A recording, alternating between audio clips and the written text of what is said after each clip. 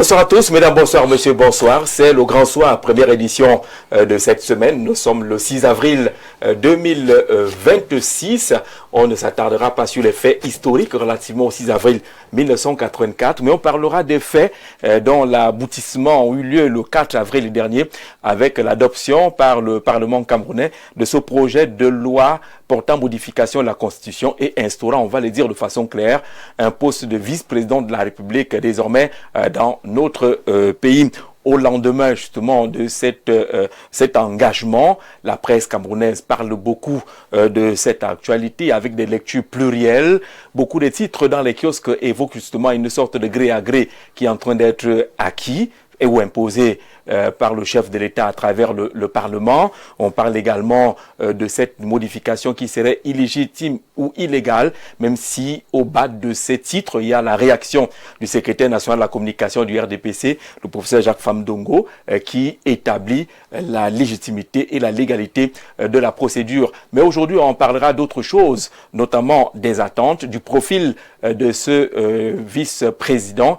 Est-ce que ça va être un vice-président d'assistance pour accompagner le chef de l'État, ou alors c'est un vice-président de transition dans le cadre de ce qui se fait appeler succession, même si beaucoup n'évoquent pas clairement cette expression-là. Mais on parlerait également de celui-là qui aura marqué cette session du Congrès du Parlement, c'est le sénateur René Zengele, pensé ou proposé ou indiqué comme acteur de théâtre par certains et d'autres qui estiment que c'est un homme qui est cohérent, qui a toujours été cohérent. Est-ce que René Zengele est un homme finalement incompris? On en parle avec nos invités dont certains sont déjà installés dans ce studio pour engager nos échanges. Édition de ce soir. Accueillons Dr Walter Chou, qui nous retrouve après quelques infidélités qu'on mettait en notre compte. C'est nous qui ne vous avons pas invité depuis un certain temps. Mais merci d'être là. Mais vous avez toujours été fidèle au programme d'Info TV sur d'autres émissions. Et pour cela, on vous dit merci et bonsoir, bienvenue. Bonsoir Jean-Jacques Zé, merci pour cette invitation. C'est vrai, vous m'avez invité énième fois. Je ne suis pas venu parce que je suis à l'université de Bertois. Je voyage beaucoup. Je suis entre deux régions chaque semaine et je peux affirmer en direct que monsieur Jean-Jacques Zé m'a invité plusieurs fois. D'accord. J'ai toujours décliné l'invitation et ma conscience m'a jugé. Aujourd'hui, j'ai vu son message vers 14 h. J'ai pris ma voiture, j'ai démarré ma voiture, puis je suis arrivé à Info TV. Et je voudrais dire que je vous ai connu à Vision 4. On a fait l'émission Club de Lutte pendant des années. Oui. Où j'étais consultant. Après, vous aviez été nommé directeur général à Camdis TV, c'était à l'époque Carousel. On a toujours travaillé, on a lancé des émissions ensemble. Moi, j'étais encore dans ma petite chambre à soi. On a travaillé et c'était avant d'aller marcher devant la primature. Oui, j'ai revendiqué. Avant le matricule. J'ai revendiqué, tout le monde a vu comment je suis entré à l'université. Oui. J'ai revendiqué le matricule parce que j'ai postulé le concours à la fonction publique pour être enseignant d'université 4 fois, alors que j'ai été primé à l'école, je n'ai jamais été recruté. Voilà pourquoi j'ai marché devant la primature avec 500 docteurs. Alors, je voudrais vous remercier, Jean-Jacques Zé, pour votre professionnalisme. Moi, je parle là où on m'invite. Je n'ai pas de problème avec les journalistes, je n'ai pas de problème avec les médias. Je suis au service du chef de l'État. Lorsque je suis appelé à exprimer mon opinion, je me présente et je fais mes analyses scientifiques dans l'objectivité, la vérité, la rigueur. Parce qu'à l'université, on fait la recherche, la formation, le développement. Je n'ai aucun problème avec les gens et je voudrais te remercier pour cette invitation. Je crois que je serai à la hauteur des débats avec des arguments convoqués et des invités. Ça c'est dit. Merci beaucoup, docteur, d'être là. Elvis Vogo, merci d'être là, pratiquement au pied levé. Mais c'est la preuve qu'au sein du Rassemblement démocratique du peuple camerounais, il n'y a pas de titulaire, il n'y a pas de remplaçant. C'est une équipe qui tourne bien. Tout le monde est prêt à aller sur le champ de bataille. Nous sommes des guerriers de la communication. Comme on le dit très souvent, je suis heureux d'être là avec vous aujourd'hui pour partager, pour échanger sur les thèmes que nous allons aborder. Et je prends plaisir pour ces premières minutes à adresser mes salutations à tous nos jeunes frères qui ont réussi le trimestre précédent. Mais ceux qui sont en classe d'examen, ils doivent maintenant se préparer parce que le temps est court, il faut aller vite. Les parents font suffisamment de sacrifices pour payer pour payer les scolarités. Donc, il faudrait, ceux qui ont encore du retard, de donner un dernier coup d'accélérateur. Il n'est pas trop tard, on peut rattraper. Et j'espère qu'au bout de l'année scolaire, on aura de meilleurs résultats au niveau du taux de réussite dans nos examens. D'accord. Cette période de congés du second trimestre, normalement, c'est les congés de la concentration. Tout à fait. Surtout ceux qui sont dans les classes d'examen. Le bac, c'est le 26 mai. Ça arrive très vite là. C'est demain. Ça arrive très vite. Donc on doit extrêmement rester concentré pour les candidats au baccalauréat. On accueille Sylvestre Lebel Niek, un homme politique, militant de l'Union des populations du Cameroun, un habitué de ce plateau avec d'ailleurs beaucoup de plaisir. Bonsoir et bienvenue. Bonsoir Jean-Jacques Zé, merci de m'accueillir une fois de plus. Certains pourront dire de trop, mais je pense que... Ce ne sera jamais de trop. Ok, tant mieux. C'est toujours un plaisir que je prends... Surtout que c'est nous les demandeurs. Bon, en tout cas, c'est vous qui le savez. On vous pêche dans vos activités. Donc moi, c'est un plaisir d'être là, surtout que je retrouve des amis que je n'ai pas vus depuis quelques jours. Hein. Lequel choix, Walter, c'est votre ami? Oui, quelques jours. Même Monsieur le Président, quelques mois. Moi, je suis d'accord. Mon jeune frère, bon, je sais pas, on n'a pas l'habitude de se voir. Ça peut commencer ce soir. Non, c'est pas qu'on ne se voit pas, mais on n'a pas l'habitude, tout simplement. D'accord. Chez Walter, on se voit ici et ailleurs, tout comme le président. Lui, c'est seulement ici. Le président, c'est le président national du parti politique, le Cameroun En Marche, Bakary Ngam Bespa, qui nous retrouve dans cette famille. Il a disparu depuis quelques semaines ou quelques mois, quand même. Monsieur le Président, bonsoir et bienvenue. Bonsoir Monsieur Zé, bonsoir Monsieur le maire, bonsoir Docteur Chaud, bonsoir chers compagnonnistes et bonsoir à tous nos compatriotes d'ici et d'ailleurs. Effectivement, depuis un certain temps, nous ne sommes pas assez réguliers sur les plateaux de télévision, compte tenu de notre déploiement sur le terrain à la veille de l'élection présidentielle et après il fallait faire le débriefing. C'est ça qui a fait en sorte que nous nous retrouvons un peu le débriefing n'a pas mis trop de temps, ça pas... Non, nous sommes actifs à travers les réseaux sociaux, mais pas sur les plateaux de télévision. D'accord. Oui. Merci d'être là ce soir alors, Monsieur le Président. Le plaisir est partagé. Le parti se porte bien. Le parti se porte très bien. Il prépare les prochaines échéances. Oui, s'il est bien vrai que maintenant, avec ce qui se trame, il est difficile de dire que nous se préparons, puisque lorsqu'on ne connaît pas la date exacte, c'est difficile. On est là, c'est la navigation à vue. On est en train de faire en sorte, à travers des modifications sur modifications, prorogées sur prorogation, et faire en sorte même que des maires soient à nouveau nommés comme à l'époque, comme on nous disait, les maires des communes de plein exercice qui étaient nommés. Donc nous tendons vers cette nomination. Dès que le maire a été élu une seule fois, c'est ad vitam aeternam. Ce n'est pas facile pour nous autres de maintenir nos militants en veille, puisque l'énergie qu'ils fournissent pour pouvoir participer aux échéances électorales finissent par se dissiper. Les ressources humaines, financières, logistiques, ça a un coût.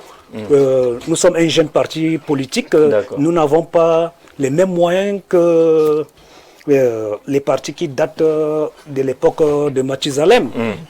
Donc c'est ça qui fait en sorte que nos préparatifs soient plus sur les réseaux sociaux que sur les plateaux de télévision. D'accord, on lit bien la difficulté des partis politiques qui n'ont pas les éléments de données précises quant à la tenue des prochaines échéances électorales.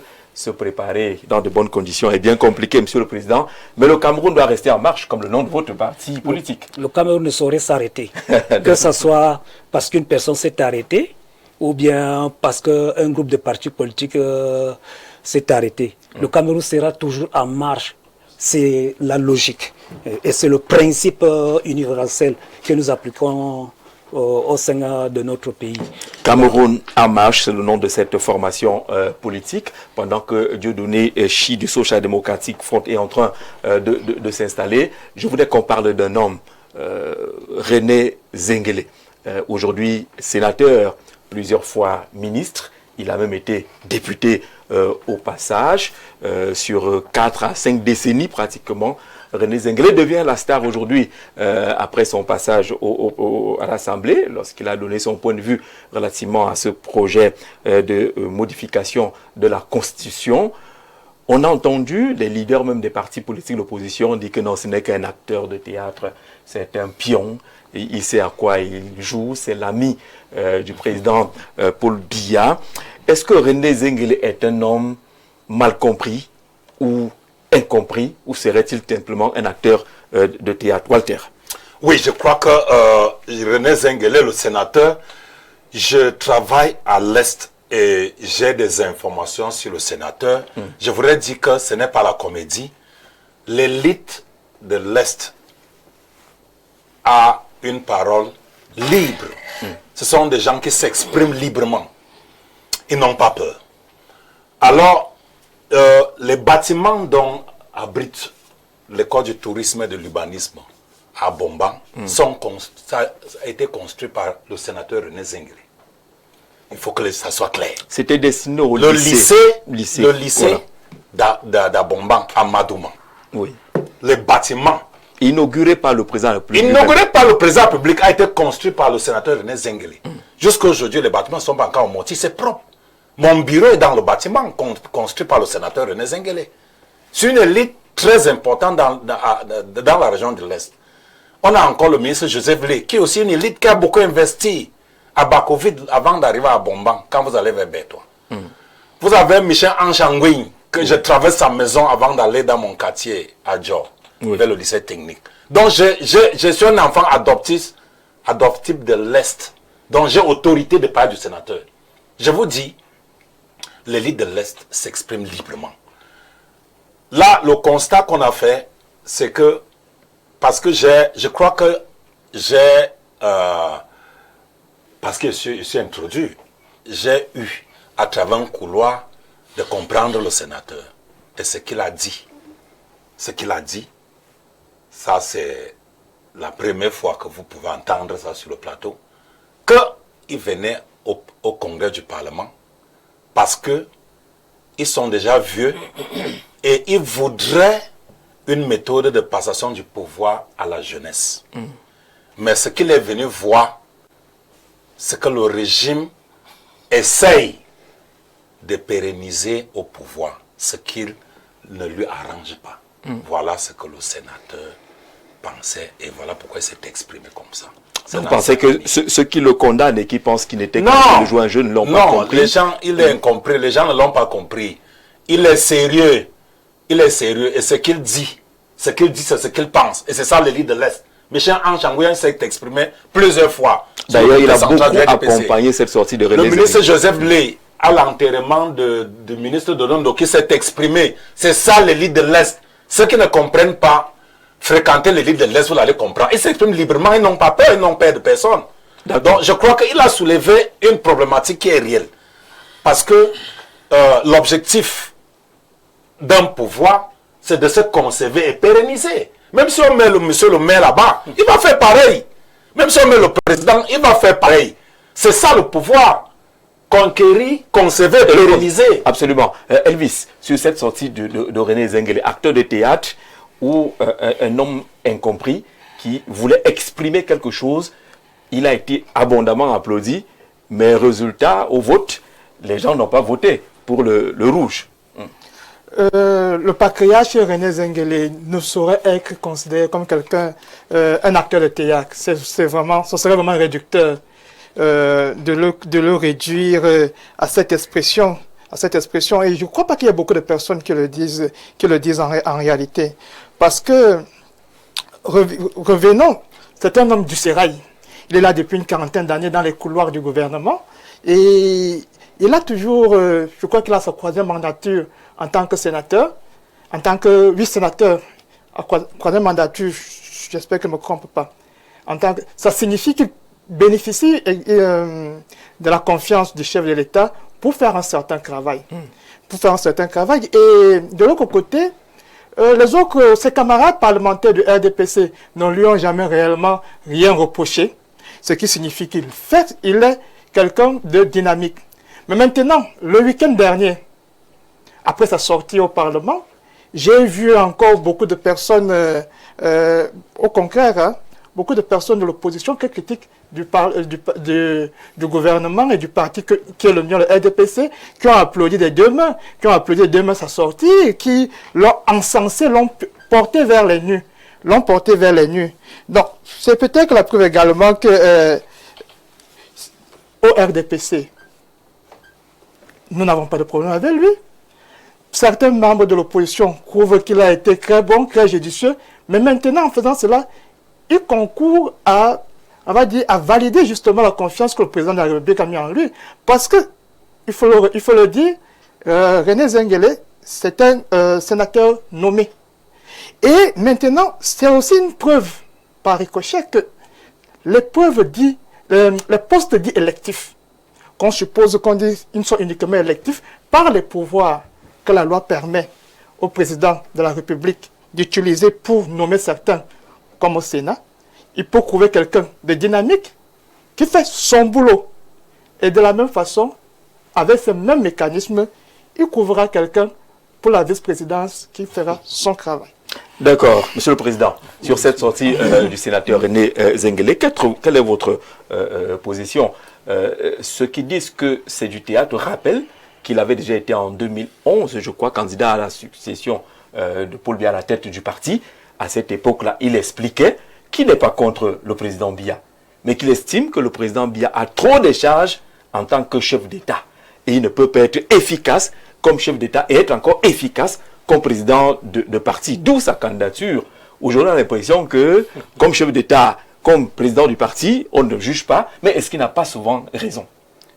Justement, M. Zé, avant de conclure, je souhaiterais dérouler de façon scientifique la position du sénateur René Zenguele. Il est membre d'un parti politique. Un parti politique, c'est une organisation. De façon simple, c'est une organisation qui vise à conquérir le pouvoir, l'exercer le plus longtemps possible. Toute organisation, si on la définit du point de vue sociologique, l'organisation, c'est le regroupement d'individus qui partagent certaines valeurs communes. Ça, c'est du point de vue sociologique.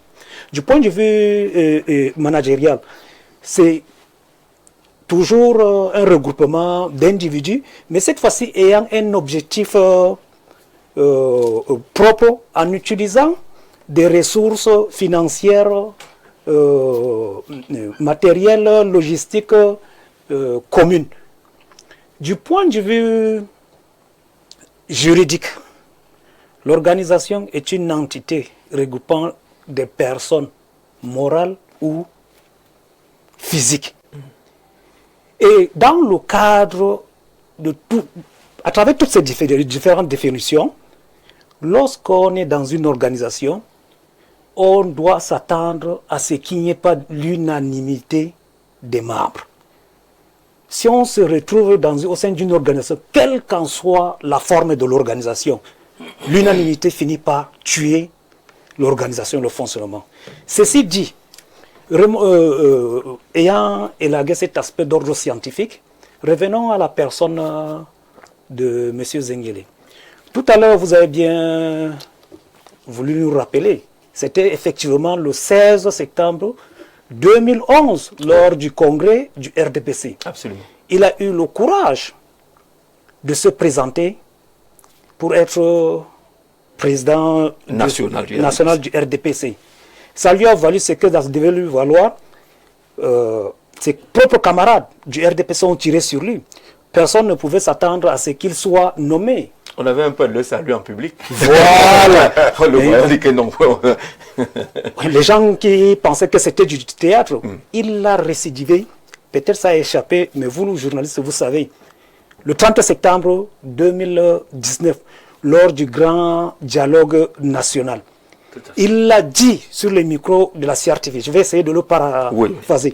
Il a été on ne peut plus clair. Il a dit ceci.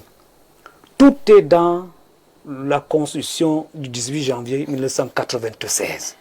Le chef de l'État avec son gouvernement peuvent résoudre ce problème si on implémente la décentralisation. Mais c'était Zengele. Oui. C'était toujours le monsieur. Il était objectif. Et les conclusions de la décentralisation lui ont donné raison. Jusqu'à présent, on n'a pas implémenté toutes les recommandations. Si on implémentait, on ne devait même pas se retrouver en train de gaspiller les ressources de l'État pour organiser. Je pense que c'est ce grand dialogue national qui était le théâtre et non M. Zengele comme un acteur. Et tout récemment encore, la semaine dernière, pour ne pas dire samedi, sauf erreur de ma part, c'est samedi. Si il a tenu des propos, une fois de plus, étant lucide à son âge, à 88 ans, si je ne me trompe pas, on ne peut pas, s'il n'est pas atteint de l'Alzheimer, pour confondre certaines choses. Il l'a rappelé. Pourquoi la célérité? Pourquoi cette précipitation? Voilà, je ne voulais pas utiliser ce mot. C'est son mot. C'est pas la même chose. Pourquoi cette précipitation? Oui. C'est qu'il y a anguille sur roche. Ça, j'utilise mes mots. C'est suspect. C'est la même chose. C'est ce qu'il a dit. C'est qu'il y a anguille sur roche. S'il était un comédien, moi qui écris le scénario, s'il change la mise en scène, je lui inflige, je le mets de côté, soit alors, je lui inflige une sanction terrible. Parce que c'est inadmissible qu'il le fasse une fois, 2 fois et 3 fois. Ça signifie que c'est un personnage qui a compris le fonctionnement de toute organisation et il garde toute sa lucidité et sa liberté de penser. Ce monsieur est à féliciter. On ne saurait admettre cela. Il a compris que ce... Bon, jusqu'à présent, on n'a pas encore promulgué. Le chef de l'État a la possibilité, il reste encore 13 jours. Oui. Il a la possibilité de demander une seconde lecture. C'est copier-coller du constituant du 19 mars 2020 de la Côte d'Ivoire. C'est du copier-coller, pour ceux qui n'ont pas jeté un coup d'œil. Allez jeter un coup d'œil sur la loi du 19 mars 2020 portant caution de la Côte d'Ivoire qui a institué la vice-présidence. La seule différence là-bas chez eux, le président en nommant, il doit avoir un avis du Parlement. Oui. Donc M. Zengele a compris que ce n'était pas bon. Il fallait dire en toute lucidité que non, ce n'est pas bon et il faut aller faire autrement. Bon, qu'à cela ne tienne, il a dit, le pays est en train de marcher comme notre parti politique, on attend la suite, mais l'histoire retiendra que ce monsieur a été digne de dire ouvertement à Mondiovision ce qu'il pensait. Et ce n'était pas sur un intérêt, ce n'était pas sous-tendu par un intérêt subjectif. C'est l'intérêt de la patrie qui l'a poussé à raisonner ainsi. C'était toujours l'intérêt de la patrie dans le cadre du grand dialogue national. C'était l'intérêt du parti politique RDPC, le 16 septembre 2011. Donc, 15 ans après, il est toujours dans la même logique. Ça ne saurait être de la comédie. Du théâtre, d'accord. Et je félicite M. René Zengele, ce papa, ce patriarche. Il est un modèle pour moi, c'est un modèle. Même dans notre parti politique, si tout le monde est unanime, je commence à douter de moi. Oui, il faut s'inquiéter. Il faut s'inquiéter. On a besoin de la liberté de penser. D'accord. Sylvestre, sur la sortie de René Zengele, vous la placez où? Juste un théâtre pour crédibiliser ce qui se passait, c'est ce qu'une opinion est en train d'indiquer, ou alors un homme lucide qui reste cohérent et qui sait de quoi il parle. Jean-Jacques Zé, le président vient de rappeler des faits. Oui. Parce que les gens jugent René Zengele à 2 choses. Sa candidature à la tête du RDPC en 2011, sans l'avoir écouté. Il n'a pas dit que je suis candidat. Il a expliqué pourquoi il est candidat. Si on le suit donc, et on le suit au grand dialogue national, on le suit également la dernière fois, ce n'est pas des faits, c'est des faits construits. Et en fait, Cette loi est la preuve qu'on ne l'a jamais vraiment compris. C'est la preuve, hein. Ils disaient au président en 2011. En réalité, je résume que qui trop embrasse mal les trains. Si vous voulez rester à la tête du parti, à la tête de l'État, vous ne serez pas efficace. Et la loi lui donne raison. Le président n'est efficace ni au parti, ni à l'État. Le temps lui a donné raison. C'est ça le problème. Donc, ceux qui ne le connaissent pas, moi j'ai pu le connaître en privé. Il n'est pas différent. Il vous dit ce qu'il pense. J'ai rencontré 3 hommes dans ma vie. Il y a, non, 4. Il y a le feu Fouet Gorgon, que beaucoup de gens n'ont pas connu, Oui. qui était le patron de l'UPC dans le centre à l'époque, Fouet Gorgon, mais qui a fini comme ami intime du chef de l'État. Ceux qui l'ont fréquenté savaient que c'est l'une des rares personnes qui ne quittait pas sa maison. Tout le monde venait le consulter. Il vous disait ce que vous n'aimez pas. Il ne vous demandait rien. C'est un monsieur dont le bureau était construit en parpaing et la maison en planche. À Bastos. Au rond-point Bastos. J'ai également connu l'un des fidèles du chef de l'État, Fouabe Machoy, avec qui nous avons mené des consultations sur divers domaines. Mais j'ai eu la chance de voyager avec lui de Washington à Yaoundé. Il était en classe éco comme moi, première chose, et il était ouvert. Mais c'est très simple. J'ai rencontré également René Zengele à l'hôtel des députés. À l'époque, j'avais un ami d'Engel Mendouka qui allait le voir et m'a dit je vais le voir, je vous suis. Il ne sait pas que je l'ai, parce qu'en fait, je l'ai simplement écouté, je n'ai posé aucune question. Dans leur cause, ils sont dit un homme naturel. Donc, ceux qui taxent Zengele de. Enfin, c'est ce que le RDPC dit. Hein. Si vous avez écouté le président de ce plateau, il a voulu vraiment nous démontrer qu'il vient montrer que la démocratie au RDPC, ce n'est pas son rôle. Ne déformez pas mes propos. Ou bien c'est pas le Marco parlait. Il a parlé du RDPC. C'est vous que à quel moment vous avez fait la brillante démonstration. À quel moment Je vous explique, c'est une bonne question. À quel moment je vous ai bien dit que c'est quelqu'un qu'on ne peut pas taxer d'amuser. À quel moment vous avez dit que René Zengele est la preuve qu'il y a la démocratie au sein du RDP dans ce constitution. Avec le plan juste pour quelqu'un qui remplit une case démocratique. Vous l'avez bien compris. Démocratique. Peut-être vous avez un problème de vocabulaire, mais c'est ce que vous avez dit. Vous avez l'occasion de vous dédire tout à l'heure. Non. Mais c'est ce que vous avez dit. Ça, c'est ce que vous avez pensé. Ça, c'est ce que vous pensez. Je pense qu'on se comprend. On se comprend pas. Ça, c'est ce que vous avez pensé. Donc, en réalité, le RDPC a tendance à théâtraliser tous ceux qui sont les vrais amis du président de la République.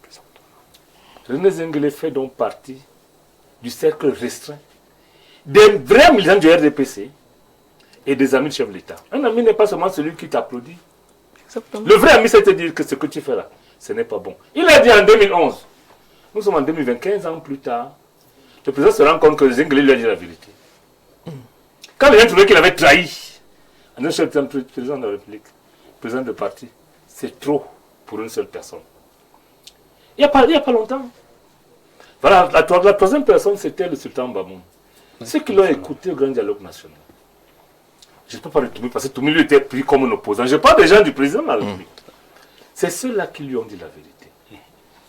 Sultan Bamoun a dit au président des choses claires, que vous ne cherchez pas loin. Appliquer la décentralisation, le problème sera réglé. Zengele a dit pratiquement la même chose. Exactement. Donc aujourd'hui, lorsque les gens ont raison et ont le courage et l'humilité de reconnaître qu'ils sont plus forts que nous, qu'ils sont même plus loyaux que nous, la loyauté c'est quoi? Ce n'est pas croire à un homme, c'est croire à son projet. Le projet du RDP, c'est lequel? Beaucoup de gens ne le lisent pas. Vous ne pouvez pas être le rassemblement démocratique du peuple camerounais et sanctionner ceux qui vous disent ce qu'ils pensent. Malheureusement. Il faut les divergences dans tout. Rassemblement veut dire quoi? Qu'on tend les mains. Démocratique veut dire qu'on vient librement. Et quand on vient librement, on dit ce qu'on pense. Zengele est donc l'un des rares vrais amis qui restent au président. Je pense que le président a intérêt à l'écouter. Vous savez, pendant la campagne, sur ce plateau, lorsqu'on faisait la chef de l'État, qu'est-ce qu'on nous répondait? Parce que nous avons aussi raison là. On disait que le président n'est qu'un homme. Je demandais ici, qui dans nos villages peut envoyer son grand-père de même 90 ans seulement aller à la chasse? le pouvoir est pire que la chasse.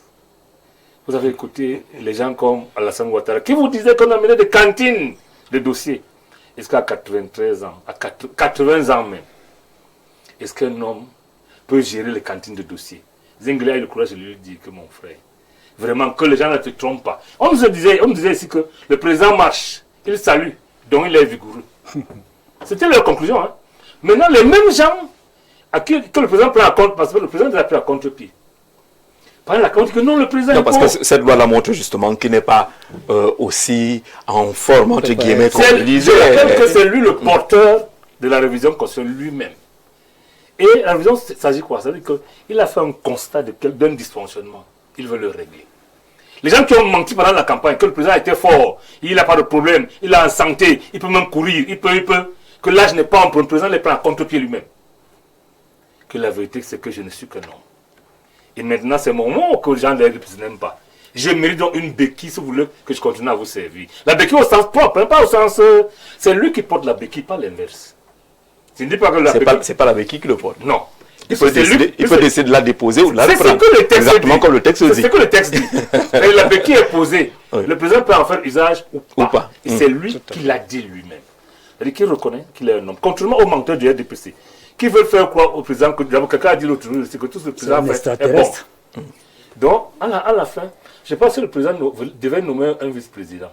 C'est fini comme lui. Hein. Et quand on enlevait une vingtaine d'années à Zenglé, il serait l'une des personnes la mieux à même d'accompagner le président. Parce qu'il ne le trompe pas. Il ne fait pas plaisir au président. Il veut que le Cameroun soit bien géré. Contrairement à la majorité qui applaudit tous les jours, qui a applaudi samedi, et qui, à la fin, ont voté ce que le président leur a demandé. Et je vous pose la question, Janvier. Et si le président était lui-même le grand joueur? Parce que c'est la bonne question. Hein? Si le président voulait faire comme quelqu'un a fait dans une légende, il fait semblant de mourir, de voir comment les gens vont se comporter. Et si on revenait en 2004, quand le président a fait semblant de mourir, où les gens ont fait les faits, les gens des RDPC. Parce que je pense qu'il faut être plus sérieux que ça. Le président est à un moment donné où, au-delà de ce que vous dites, il sent son corps. Et un homme de son âge, comme les Zenglés, sentent leur corps. Zenglé ne parle plus pour le présent. J'ai l'habitude de dire que lorsque le bon Dieu viendra, il demandera à chacun de nous. Quand le Cameroun allait mal, qu'est-ce que toi tu as fait? Moi je répondrai au président que j'avais que la parole, j'ai parlé. Zenglé dirait peut-être la même chose. Le président dira que moi j'ai proposé une loi pour avoir la béquille. Les gens n'étaient pas d'accord avec moi pendant la campagne, mais ils sont d'accord avec moi maintenant. Donc, il y a un problème, Jean-Jacques. On va donner la parole à Dieu Neshi. On accueille d'abord Dieu Neshi qui n'a pas encore... on ne sait pas qu'il est sur le plateau. Dieu Neshi, bonsoir. Bonsoir. Merci pour l'invitation. Bonsoir à mes co-panélistes et bonsoir aux téléspectateurs. Merci, on t'accueille avec la question sur René Zenglé. Je crois que vous l'avez suivi également lors de ce congrès au Parlement. Évoquer l'aspect précipité et l'aspect suspect de cette manière. Il a même dit que la manipulation des textes, des élections et autres met les pays africains dans une situation inconfortable. Pour dire qu'il ne s'est pas arrêté sur le cas du Cameroun, il allait beaucoup trop loin. Mais il y a quand même, on a reçu le professeur Nkouvondo ici hier, dans sa prise de parole, il a voulu démontrer que René Zenglé n'était qu'un acteur de théâtre. Le professeur Nkouvondo est dans son droit de faire son théâtre. Il est venu faire son théâtre avec vous et malheureusement il a cru que comme il fait du théâtre, toute autre personne fait aussi du théâtre. C'est des gens qui ne sont pas sérieux. Il fait même le marchandage politique. Il crée un parti politique, il passe son temps à être commerçant. Oui, c'est des gens, ils ne sont pas sérieux. Il est là comme un commerçant politique. Aujourd'hui, il investit l'autre, demain, il investit l'autre. Dans son parti, il n'y a pas de personnes qui ont des ambitions. Lui-même, il n'a pas d'ambition. Donc, quand il vient vous parler du théâtre, il faut voir quelqu'un qui fait du théâtre. Donc, allons-y sur la question.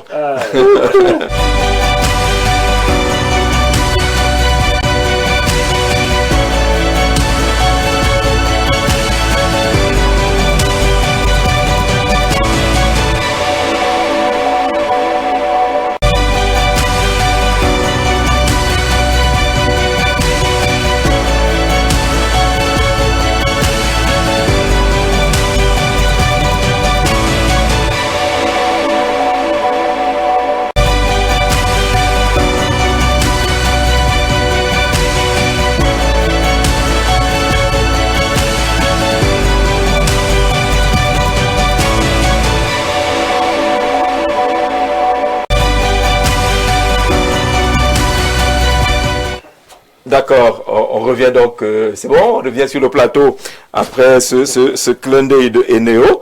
On n'a pas oublié son existence, Eneo. De temps en temps, il nous signale que tout ce que vous dites là, nous aussi on est là. On a notre part de théâtre à jouer si tout le monde se met au théâtre. Oui, John Nechi, donc il y avait la parole. Oui, je disais donc celui qui a l'habitude de faire du théâtre politique et du commerce politique pense que tout le monde fait du théâtre. Cela dit, les propos du sénateur patriarche René Zengele sont des propos fondés. Le texte de loi envoyé à l'Assemblée nationale et au Sénat dit que la loi en question, cette modification constitutionnelle, a pour ambition de rendre les institutions efficaces et répondre aux besoins, à certaines demandes de l'environnement politique. Vous demande Mais, à quoi est-ce que ce serait efficace? Mais il n'y a rien dans ce texte qui explique, qui dit d'abord quelles sont les demandes qui ont été émises, qui dit d'abord en quoi est-ce que les institutions actuelles ne répondent pas à ces demandes. Donc il faut créer donc un poste de vice-président pour pouvoir répondre à ces demandes. Le sénateur est en train de rappeler au président de la République. Vous nous avez dit que vous aimez qu'on se rappelle de vous comme celui qui a mené au Cameroun la démocratie et le progrès. Et pour cela, avec la grâce de Dieu que vous avez sur votre vie, pour que vous soyez président à votre âge aujourd'hui, ce n'est pas parce que vous êtes trop fort. C'est de la grâce. Président avec des histoires des élections volées, mais vous êtes encore là, c'est de la grâce. Mais à l'heure que vous êtes en train de partir, rappelez-vous au moins de vos paroles. Je souhaite laisser un Cameroun démocratique, un Cameroun prospère. Où est donc la démocratie dans ce que vous voulez faire? Vous voulez faire la reproduction politique, la reproduction de la monarchie politique. Vous voulez qu'après plus de 40 ans à la tête de l'État comme président de la République, vous soyez celui-là qui va nommer. Et il y a des soupçons que la personne qu'on est en train de préparer est quelqu'un qui est même dans la famille. N'en parlons même pas de la tribu. En tout cas, le et vous pensez que... Non, s'il vous plaît. Non, je voulais accompagner cela avec... Il y a les soupçons. Il y a les soupçons. Attendons voir. Beaucoup de peur. Il y a suspicion. Donc vous pensez... Et voilà pourquoi le sénateur a même dit que la manière dont vous vous précipitez avec cette affaire est suspect. Voilà. Est-ce que le sénateur vous a dit pourquoi elle est suspect? Tout n'est pas dit. Mais le sénateur est un vieux. Il est en train de parler aux gens qui comprennent. Mais il est en train de dire au chef de l'État, là où vous êtes en train d'aller là, vous êtes en train de mettre votre nom dans la boue. Vous êtes en train de gaspiller la dernière chance que Dieu vous donne. De laisser un Cameroun, de donner la chance à la jeunesse de reconstruire et de rétablir la dignité de ce pays. Parce que le Cameroun a vraiment perdu sa dignité en tant que pays. Il fait donc ce rappel au chef d'État. Il n'est pas venu applaudir. Mais on a vu l'hypocrisie de certaines personnes qui ont applaudi et ils sont allés faire autre chose au vote. C'est même si le chef d'État devait observer lui-même, c'est même ceux-là que le chef d'État devait mettre de côté. Parce qu'ils ont donc applaudi quoi? Pour aller voter contre. Cela dit, tout ce qui se passe ne m'a pas vraiment surpris. Mais j'ai été surpris par certains messages d'indignation qui ont accompagné ce projet de modification de la Constitution. J'étais surpris par l'indignation de certains acteurs qui veulent se positionner aussi comme Zengele, mais qui malheureusement ne peuvent pas le faire. Certains acteurs de la scène politique, certains qui se disent des opposants aujourd'hui. Parce que cette affaire de faire en sorte que le président ait un successeur constitutionnel nommé par lui a commencé depuis 2008. C'est en 2008, parce qu'en 2011, le président de la République était l'homme politique qui n'avait pas la qualité à être candidat à l'élection présidentielle. Parce qu'il y avait limitation du mandat dans la Constitution de 1996.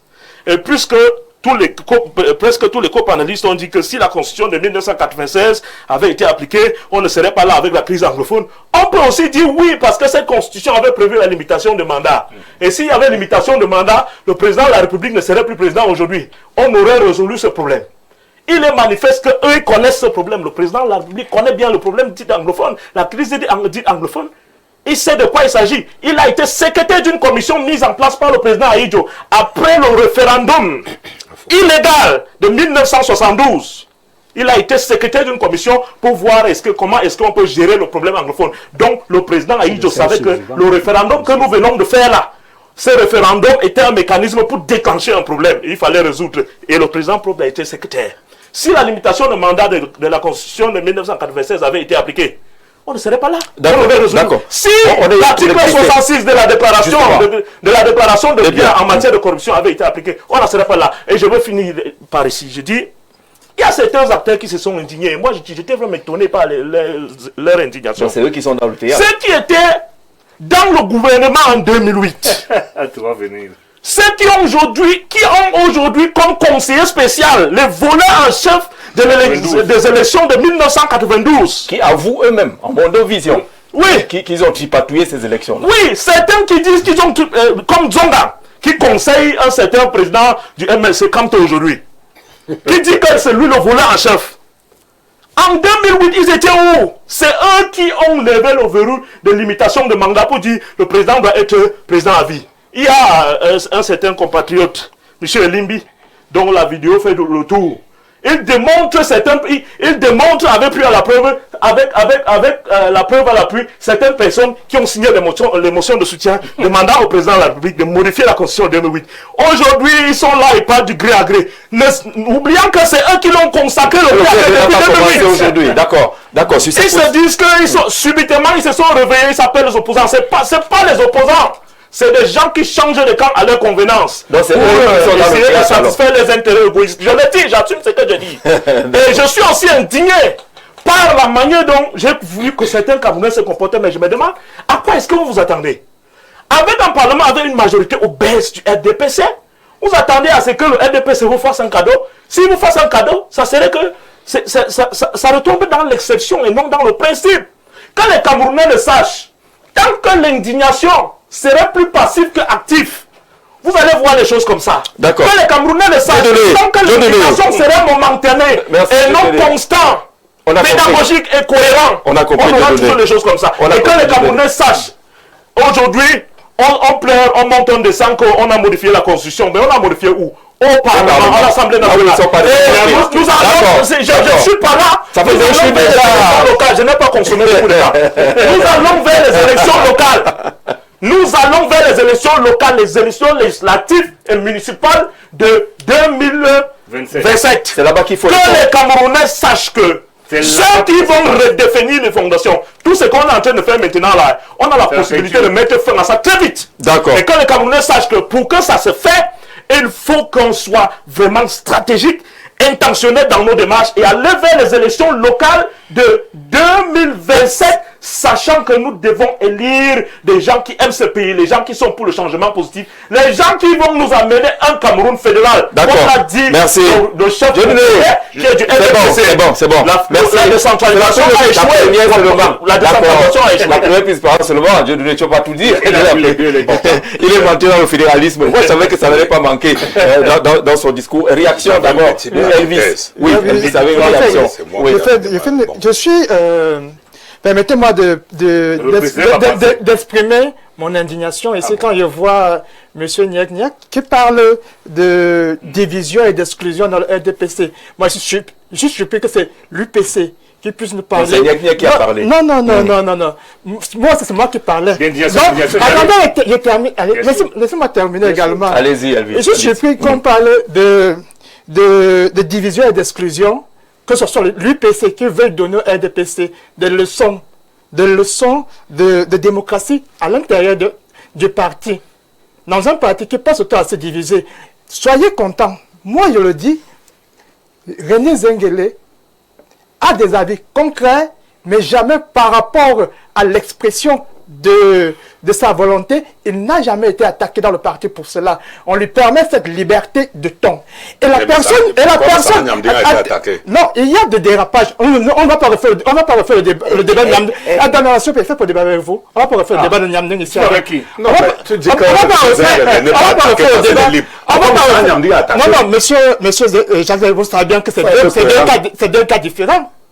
C'est deux cas différents. Qui peuvent se retrouver Qui ne plus se loin. retrouvent pas forcément. Parce qu'on parle de la liberté d'expression dans le parti. La liberté, vous avez dit que c'est l'image de l'expression de la démocratie. La liberté ne signifie pas libertinage également. Il faut c'est dans certains canaux. D'accord. Soyons quand même. Zengele est dans la liberté, les autres sont dans le libertinage. Ils ont dépassé certains canaux. Ils ont dépassé certains canaux. Mais quand même, ne faisons pas semblant, on n'entre pas dans l'anarchie. Monsieur Zengele exprime ses opinions dans certains canaux et il est toujours accompagné.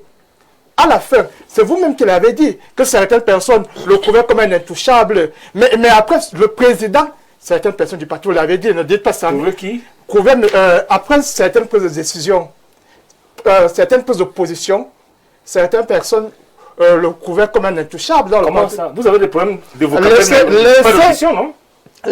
Vous avez dit qu'on avait peur de lui, mais le président national du parti l'a maintenu et lui a même renouvelé sa confiance. Vous avez même parlé de plusieurs personnes que vous avez félicitées pour leur liberté de ton, que vous avez présenté comme étant proche du président Paul Biya. Son Excellence Paul Biya. Cela signifie donc quoi? Vous ne pouvez pas dire quelque chose, apprécier quelque chose et dire son concret. Apprécier, c'est quoi? Ça signifie justement qu'on est capable, au RDPC, d'entendre des avis concrets et de faire avec. D'entendre des avis concrets et de faire avec.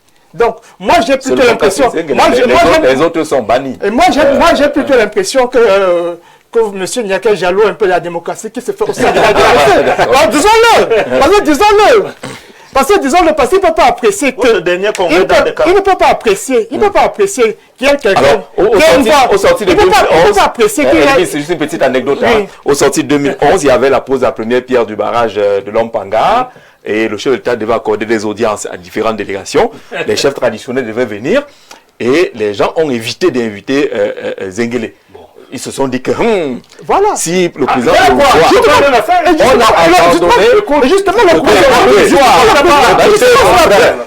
preuve que le président national va au-delà de cette fédération qui demande Zengele. Justement. S'il n'y a pas Zengele, il n'y a pas audience. Maintenant, les gars ont battu à Bertois pour retrouver le vieux qui avait déjà été écarté. Et vous, ça rejoint ce qu'il a dit, que le président national va au-delà de certaines considérations.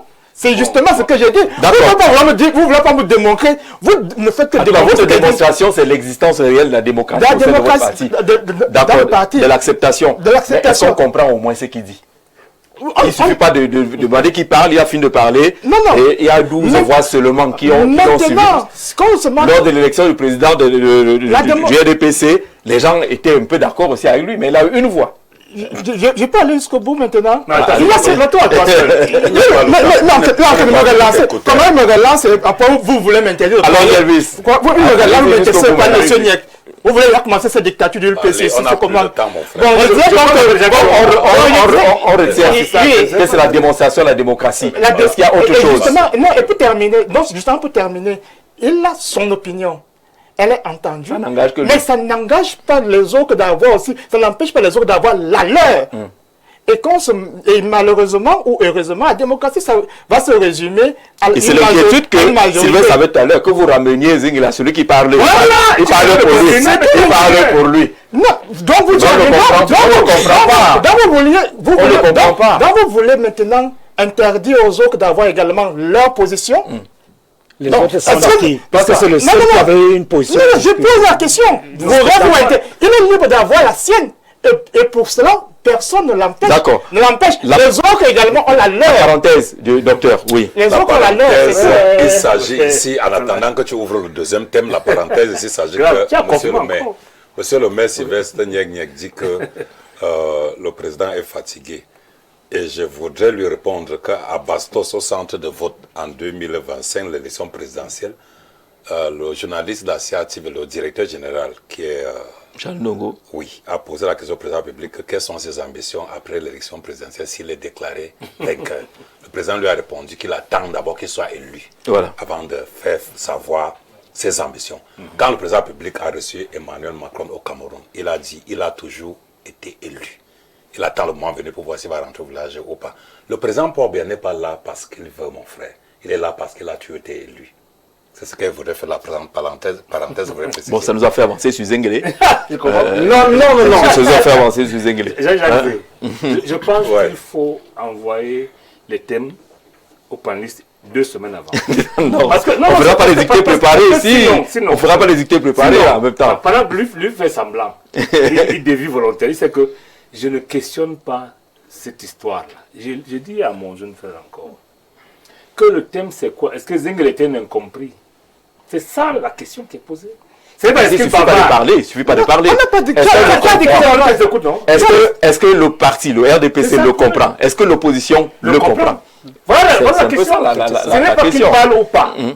Moi, je vous voulez dérouler juste la démonstration que vous avez fait 2 fois, malheureusement, tend à faire comprendre que Zengele exécute un scénario, parce que l'objectif est de montrer qu'il y a bien précis. C'est votre analyse, ça vous engage.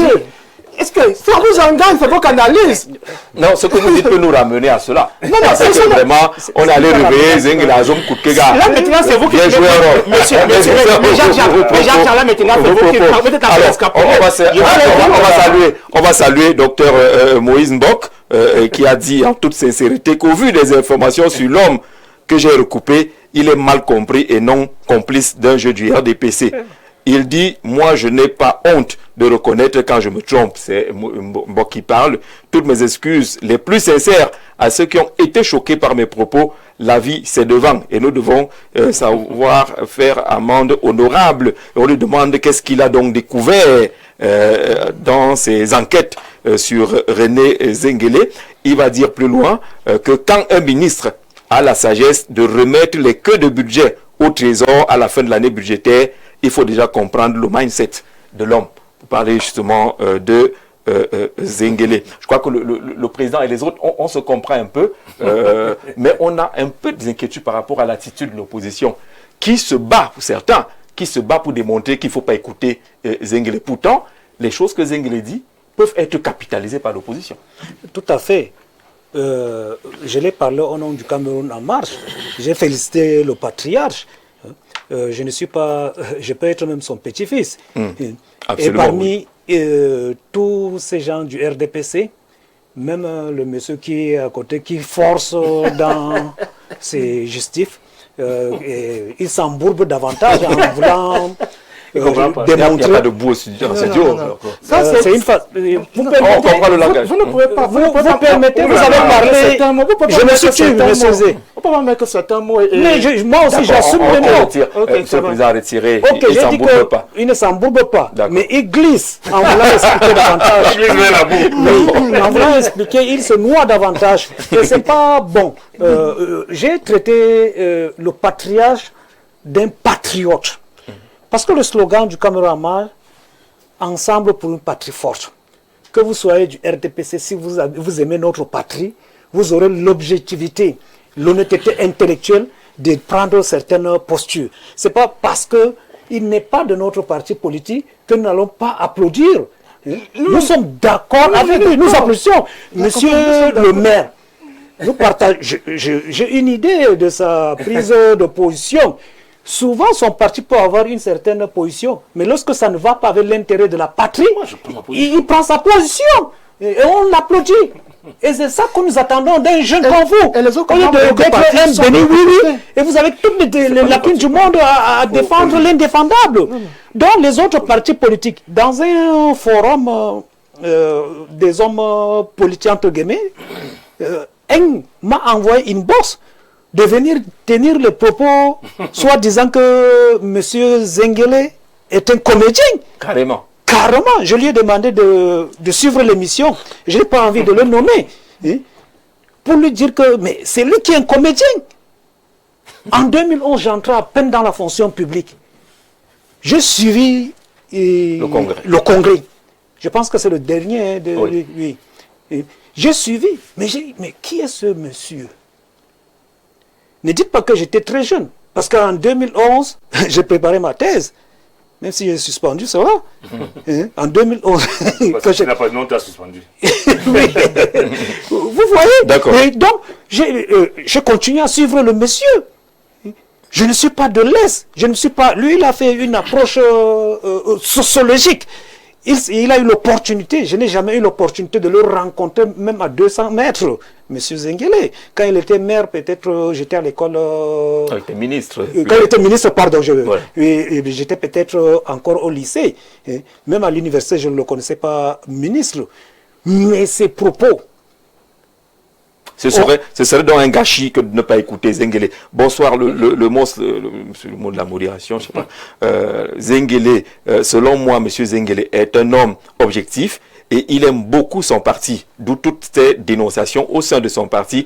Rien à y voir avec du théâtre, car dit-on, quand on aime bien, on châtie bien. Il est juste vrai, comme tout digne fils de l'Est. Ah d'accord. En fait, on ne connaît pas être hypocrite. Dans un parti normal, il n'y a pas d'unanimité de pensée. Wakata Kennedy, depuis Yaoundé. Alors bonsoir grand frère, je vous suis en direct Info TV depuis l'Est. Il paraît que tout l'Est est connecté finalement ce soir. Alors Jean-Jacques Zé, Paul Biassé, donc comment on organise un congrès? Point d'interrogation. Monsieur Joe Walter, le larbinisme, non, n'est pas une vertu, surtout venant d'un universitaire. C'est abo. Vous avez les gros mots ce soir. Allons-y doucement. Benoît Feu-Dieu, qu'est-ce que vous dites? Je suis souvent amusé par la joie que manifestent certains opposants dès qu'ils ont l'impression qu'un son dissonant émane des rangs du RDPC. Je rappelle que c'est Benoît Feu-Dieu du RDPC qui écrit. La simple dénomination de ce parti ne leur parle-t-elle donc pas? Rassemblement démocratique. Nous affirmons pourtant constamment qu'au sein du RDPC, des opinions divergentes existent sans que cela n'entraîne automatiquement exclusion ou sanction.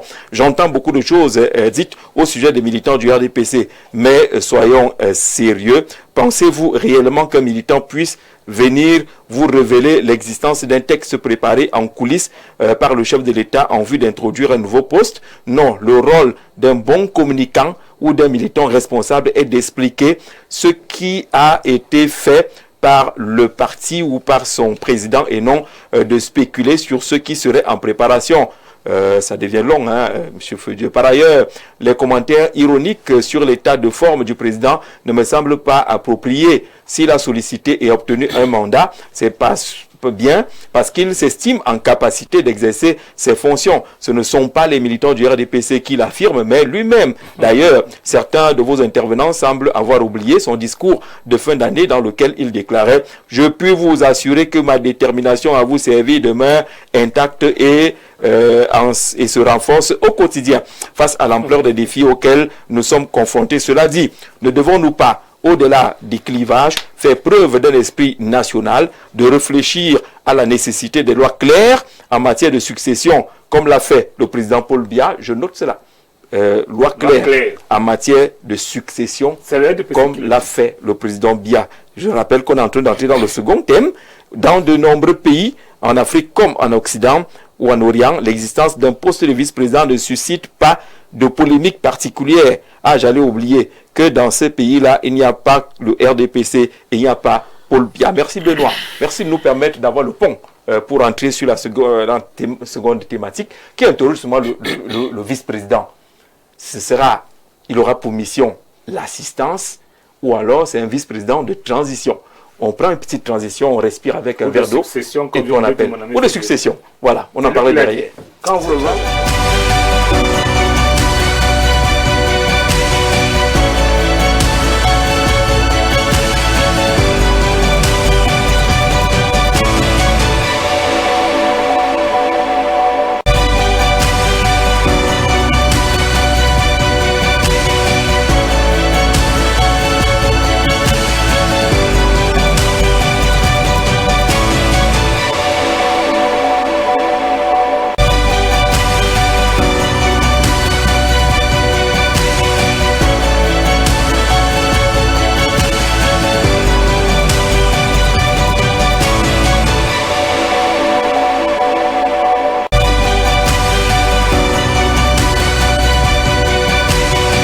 Message, bonsoir Jean-Jacques Zé, le monsieur du SIF qui parle de l'élection locale. Vous croyez que c'est là-bas que vous allez gagner? Vous mentez. Nous serons toujours derrière notre chef d'État, Paul Biya. C'est bien votre droit.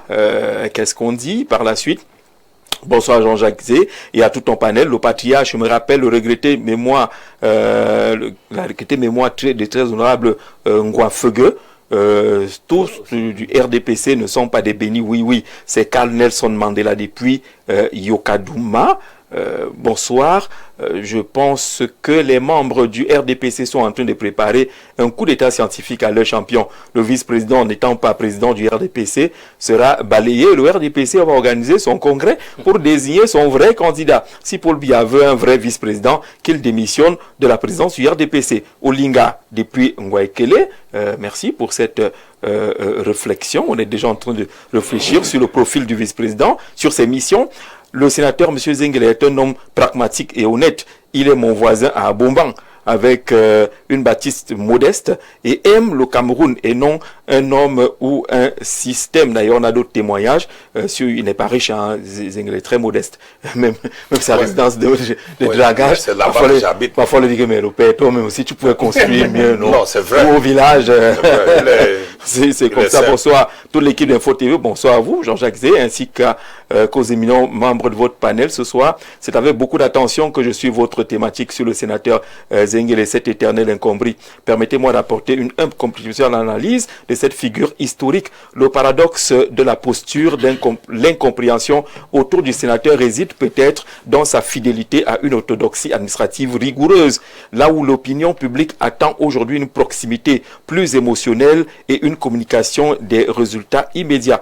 De la gestion à la performance, son parcours illustre la transition difficile entre une culture de gestion d'État classique et les exigences de performance sociale du XXIe siècle. Est-il incompris ou est-il le témoin d'un modèle qui doit désormais se réinventer pour répondre aux urgences du développement local? L'enjeu de la redistribution au-delà de l'homme, le débat pose la question fondamentale de la redistribution des fruits de la croissance. L'incompréhension naît souvent là où le lien entre la décision politique et le bien-être du citoyen à la base devient illisible. L'enjeu n'est plus seulement de comprendre l'homme, mais de comprendre comment transformer notre héritage politique en un levier de solidarité concrète pour nos populations. Excellente suite du débat.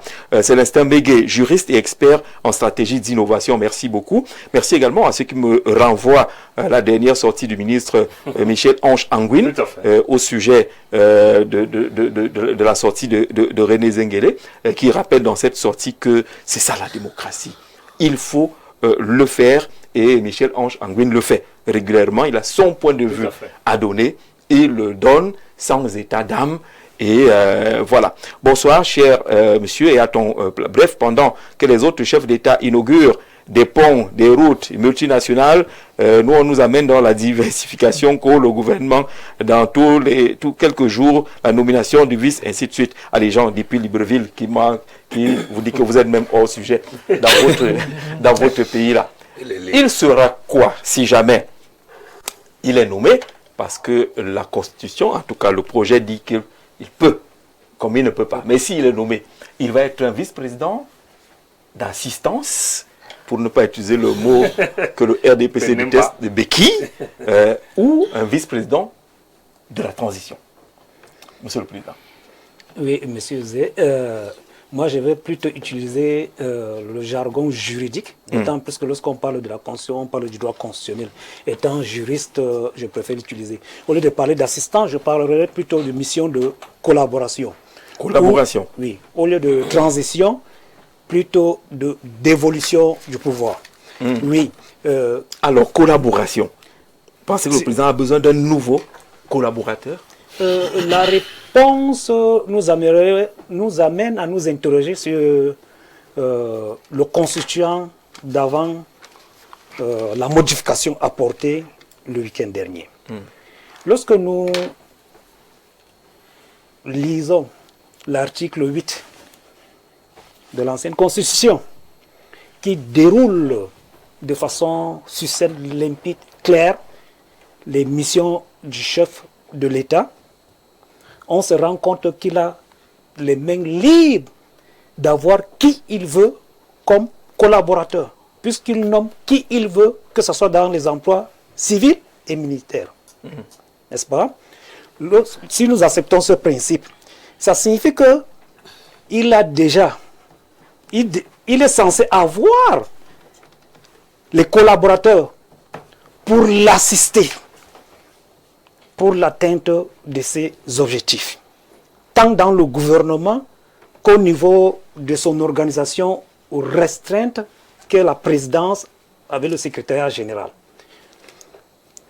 Si, malgré tout cet arsenal juridique, tous ces privilèges, il s'est rendu compte qu'il fallait modifier le constitution existant, c'est que il s'est dit, le gouvernement qui a à sa tête le Premier ministre et au secrétariat général de la présidence avec un ministre d'État, toutes ces personnes ne sont pas là pour me permettre de faire une bonne dévolution de pouvoir. Parce que l'ancienne constitution a prévu en cas de vacances, ça devrait être le président du Sénat. Ce n'est plus le cas s'il promulgue peut-être au sorti de cette phase.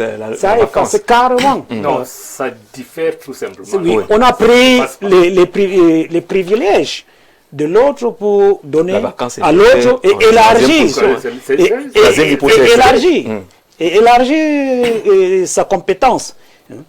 Donc, ceci pour dire quoi? Ceci pour dire que, comme il s'est rendu compte que le constituant ne répondait pas à son desiderata de dévolution, il fallait modifier.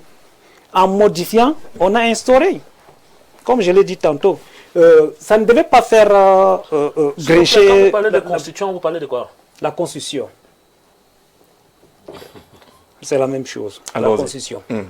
Oui. Ça ne devait pas faire grincher. Ce qui fait grincher, c'est les compatriotes, c'est la légitimité. On est d'accord sur les questions de légitimité ou d'égalité, mais il y a quelque chose qui est établi. Pour résumer tout cela, pour résumer tout cela et qu'on réponde clairement à la question qui est posée, ce vice-président, il est un président d'assistance ou de transition? Non, je l'ai dit. Je l'ai dit, si c'était un vice-président pour la collaboration afin qu'il atteigne ses objectifs qu'il s'est fixés, je ne sais pas si lors de la campagne que j'ai bien suivi, s'il y avait un projet, une profession de foi ou bien un projet de société bien... C'était pas clair sur la question. Oui, on évoquait les réformes institutionnelles. Que l'espérance, c'était plus spirituel que administratif. Compte tenu de tout, compte tenu du fait qu'il ne trouve pas son compte sur l'existant. Oui. Donc ses collaborateurs actuels ne lui rendent pas service comme il voudrait. Pas qu'ils ne lui rendent pas service comme il voudrait. Parmi ces personnes, il n'y a pas l'élu qui pourra faire l'affaire s'il n'est plus là. Il fallait modifier. Donc le vice-président qu'on est en train de vouloir nommer, puisque c'est la nomination. C'est pour la transition. C'est pour la transition, ne nous l'airons pas. C'est clair comme l'eau de roche. Si c'était pour la collaboration, il a tous les privilèges. Les constitutionnalistes l'appellent un Jupiter constitutionnel, le chef de l'État. Parce qu'il a tellement de prérogatives qu'il peut tout se permettre. La justice peut condamner quelqu'un à mort, il décide par grâce, soit il élargit, soit il... C'est clair. Au niveau du président, quand il y a une grosse batterie de collaborateurs, il en a assez d'assistants, on va les appeler ainsi. Nous sommes tous ces collaborateurs. C'est qu'on est en train d'aller vers la préparation d'une transition. Maintenant, c'est la préparation d'une transition. Mais comment se fera cette dévolution? La personne qui sera nommée va d'abord assister, j'utilise votre terminologie, assister le chef de l'État pendant une plage de temps et après, il va démissionner. Il va dire, ok, je suis fatigué. Il y a un scénario qui s'est déjà écrit. C'est le scénario. Il faut interroger l'histoire. C'est le scénario de 75 à 79 avec lui-même. Mais le principal acteur, c'était le président Amadou Ahidjo, paix à son âme. Il a modifié la constitution en 79 en instaurant le poste en 75, en instaurant en 79. Non, en 75, le poste de Premier ministre d'abord, parce que ça n'existe pas. La Constitution a été modifiée en 1976. S'il vous plaît, laissez que je... Vous parlez trop longtemps, Président. Quand le RDP s'est parlé, il vous a dépassé, monsieur le maire. En 1975, on est sur le poste de Premier ministre. Le temps de collaborer, de voir comment les choses se passent. En 1979, on dit maintenant la dévolution du pouvoir, ça sera du président au premier trimestre. C'est la même chose. Ce mécanisme-là, vous dites que c'est en train de se répéter. Cho Walters, pour vice-président d'assistance ou de transition, qu'est-ce que vous voyez? Vice-président d'assistance en principe. Mais de fait ou de facto, c'est un vice-président de transition interne. Et de point de vue normatif, c'est un successeur constitutionnel. Successeur constitutionnel. Donc voilà ce qu'il faut retenir. Mais je crois que les gens s'embrouillent. Nous sommes dans un régime qui est présidentialiste. Ça veut dire que la fonction présidentielle domine. Et là, le président est libre de proposer un texte à l'Assemblée nationale, proposer un texte au Parlement en congrès. Donc voilà ce que je retiens de ça comme quelqu'un qui est très introduit. Donc le président de la République est en train de préparer une transition. Vous avez peut-être les noms. J'ai les noms. D'accord. J'ai les noms. Non, je suis très introduit. Je m'arrête là. Je suis très introduit. Pourquoi vous arrêtez là? Tout le monde vous écoute maintenant. On vous regarde. Le président est en train de préparer un successeur constitutionnel. Oui. Donc, assistance, oui, en principe. Pourquoi n'être pas resté sur la première voie qui prévoyait déjà cette vacance, la gestion par le président du Sénat? Non, le président est un légaliste. Il ne peut pas venir vous dire que voici mon successeur constitutionnel. Il est même d'ailleurs connu. Il est là depuis 5 ans. Le nom est derrière là. Lui qui nous avait dit qu'il n'est pas pour le Dauphinat. Non, mais tous les noms que vous citez là. Lui qui avait dit que ce n'est pas démocratique le Dauphinat. Sauf si vous voulez nous dire les noms que les gens citent sur la place publique. Okay. Il n'y a aucun nom. Moi, j'ai les noms. Je vais vous donner ça après l'émission. Donc, ce n'est pas Franck Dia. Mon frère, je vous dis que le nom que vous citez là, il n'y a aucun nom qui est sur la table du président. J'ai déjà deux. Non, je ne suis pas à télé. Je vais le donner après l'émission. Je vais le donner. Je vais le dire ça. C'est juste derrière la caméra. Je vais le dire. C'est juste derrière la caméra. Je vais le dire. On n'ira pas loin. Vraiment, n'allons pas de midi à 14h. Le président est en train de préparer la personne qui va prendre. Mais l'opportunité, c'est quoi? L'opportunité, c'est de garantir la souveraineté nationale. C'est de régler le national ou bien de garder le pouvoir.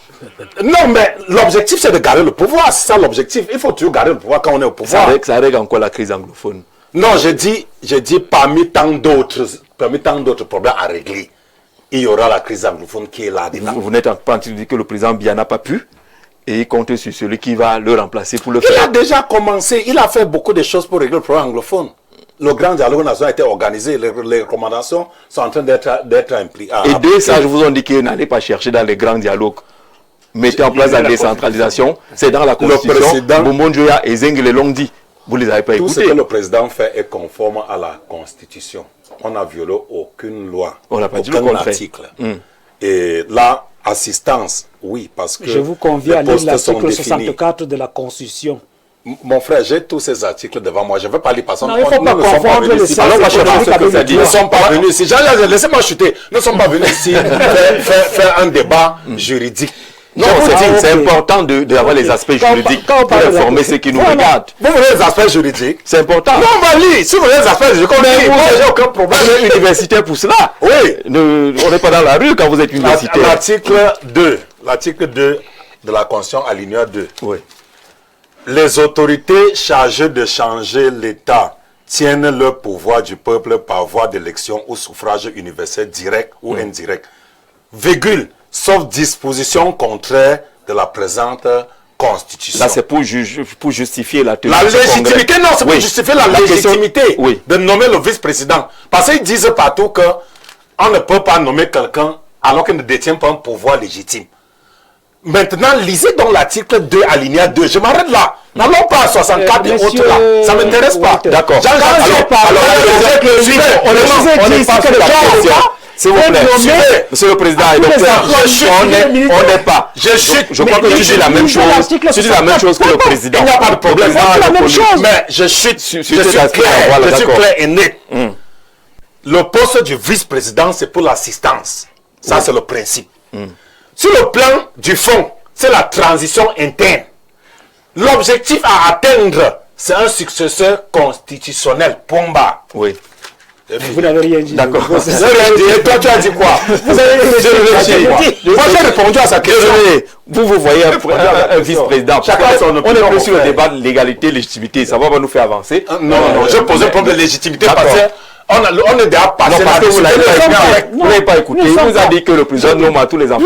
Oui, c'est ce que j'ai dit. C'était Il a après parlé la de régler le légitimité. problème. Il n'a pas de problème de légitimité. Non, on ne sait pas compris. Monsieur Chi. Monsieur Chaud. Ça va. Votre lecture, c'est laquelle? Le vice-président qui est en préparation, son rôle sera quoi? D'assister juste le président? Si c'est le cas, et ça veut dire que le SGPR n'est pas un bon assistant du président, le Premier ministre ne l'est pas, ou les autres collaborateurs ne sont pas des bons assistants, il faut en trouver un autre? Bon, avant d'y arriver, vous savez, quand on est dans une émission comme celui-ci, il y a aussi le souci d'éclairer ceux qui nous écoutent.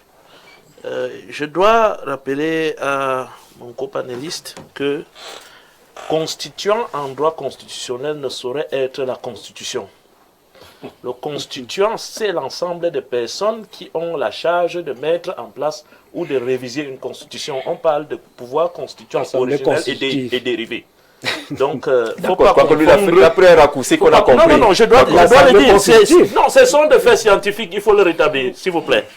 Cela dit, l'autre fait qu'il faut relever est que ce projet de loi portant modification de la Constitution de 1996 pose un autre problème d'ordre La grammatique. Constitution de 72. De 1996. On n'a pas de Constitution en 96. Ok. C'est une modification aussi. Exactement. Oui, la Constitution c'est 72. L'article 6, alinéa 3 dit que, en français, dans la version française, le chef d'État peut être assisté. L'article 6, alinéa 3, version anglaise, dit le chef de the president shall be assisted. Shall be assisted. Donc doit être assisté. Sera assisté. On est Le président impératif. sera assisté. Ouais, c'est En doit. anglais, Oui, c'est c'est doit. ce que la version anglaise dit. En anglais, c'est Mais la impératif. version française dit le président peut être Peut-être. assisté. Donc, en anglais, c'est impératif. C'est pas en les mêmes français, choses. c'est facultatif. Oui, C'est oui. ce que vous l'expliquez. Ça veut donc dire qu'il y a déjà un problème au niveau de la traduction même On a du dit- texte. on a dit ça au Et ça ministre peut l'autre jour. poser à la fin un problème juridique dans son implémentation. Alors, cela dit, pourquoi le poste de vice-président, successeur ou assistant, pourquoi les autres ne sont pas capables de le faire? C'est juste que en matière de transition,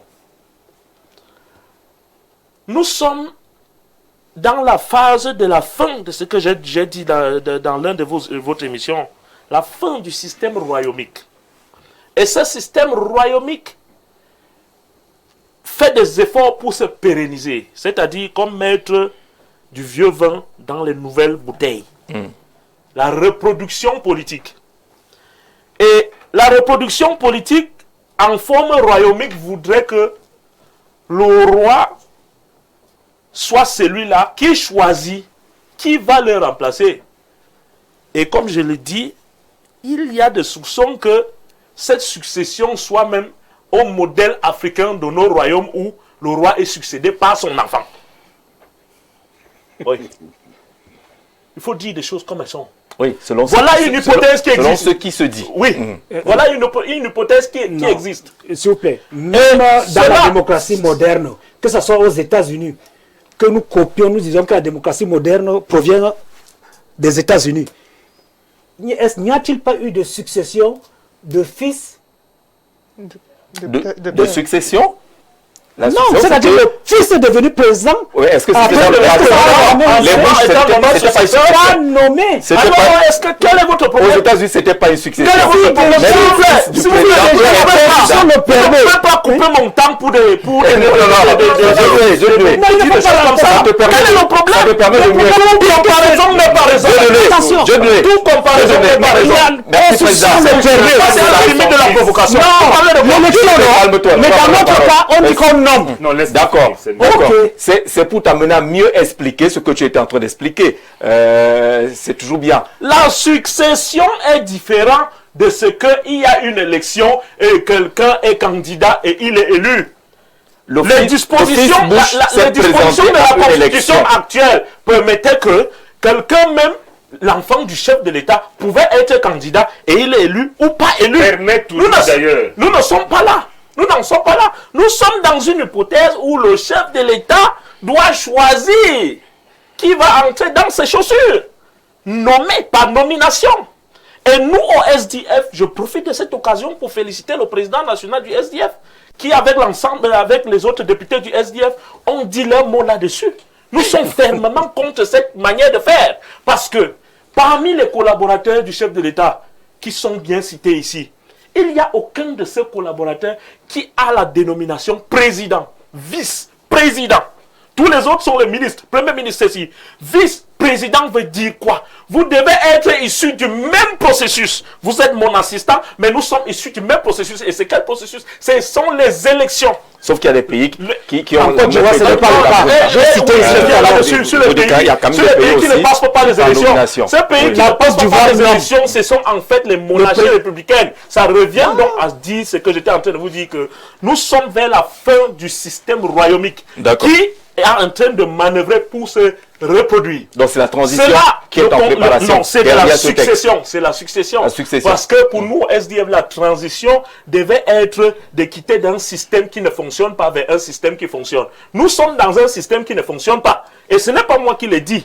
C'est les gens du RDPC qui le disent. À l'occurrence, le chef Moukete, paix à son âme, qui l'a dit au sein du Sénat, comme monsieur le patriarche Zengele, qui est aussi sénateur. Le chef Moukete a dit que moi, je suis l'un des acteurs de la construction de ce système RDPC, de ce régime RDPC. Mais moi, je vous dis que ce système est tout sauf fonctionnel et qu'on doit aller vers quelque chose qui fonctionne. Et cela, c'est un système fédéral. Pour le SDF, la transition, c'est de quitter vers un système qui ne fonctionne pas pour le bonheur de la majorité des Camerounais, vers un système qui fonctionne pour la majorité des Camerounais. Merci. Et cela, c'est un système fédéral. Elvis, transition, assistance ou transition, vous voyez quoi comme mission du vice-président? Je ne vais pas entrer dans le débat juridique parce qu'on n'en finit pas. Il y a toujours quelqu'un qui peut concrétiser une loi, un texte, tout ça, on va tourner en rond. On va dans le débat politique. Non, on va tourner en rond. Je vais juste présenter une vision un peu économique également de la chose. Au lendemain... Ça c'est la nouvelle donne. Il y a un peu d'économie dedans. Allons-y. Non. C'est dangereux, c'est glissant l'économie. Allons-y, il y a un peu d'économie dedans. Ça glisse l'économie. Permettez à Elvis d'aller l'économie. Bon, donc au lendemain de la prestation de serment du président de la République, nous avons des agences de notation. On peut Fitch Rating, Moody's, S&P Global Rating, donc des agences de notation. Vous avez confiance à ces organismes. Qu'est-ce que ces agences ont dit? Ces agences avaient présenté une certaine inquiétude. Sur l'absence d'une transition, d'une méthodologie de transition claire de la vacance du pouvoir. Donc, ce n'était pas clair ce qui est dans la Constitution. C'est ce qu'ils disent. Bon, qu'on ne se montre pas. Si on a amélioré, si on fait quelque chose qu'on améliore, ça veut dire qu'on peut... D'accord, on pardonne toutes les lois, il n'y a rien qui est écrit sur du marbre.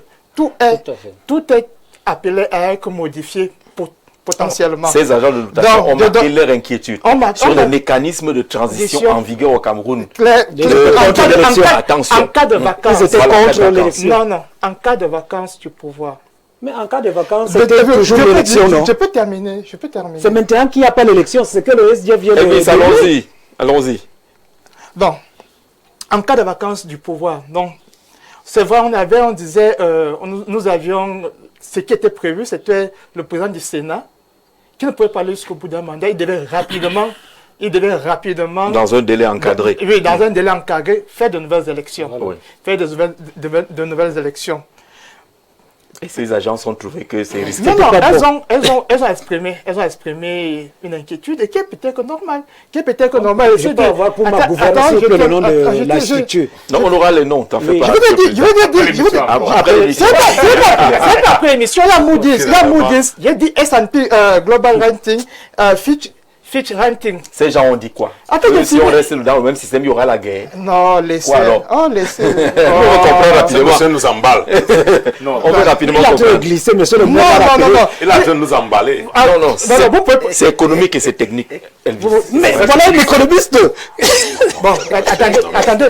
Je ne sais pas. Je fais l'effort de vous suivre laissez-moi aller jusqu'au bout. Allons-y. J'ai dit, je ne veux pas aller sur le droit, j'apporte une autre lecture, une autre grille de lecture que vous pourrez partager et rebondir dessus sans problème. Hein. D'accord. Il n'y a pas de souci. Donc, vous l'écoutez.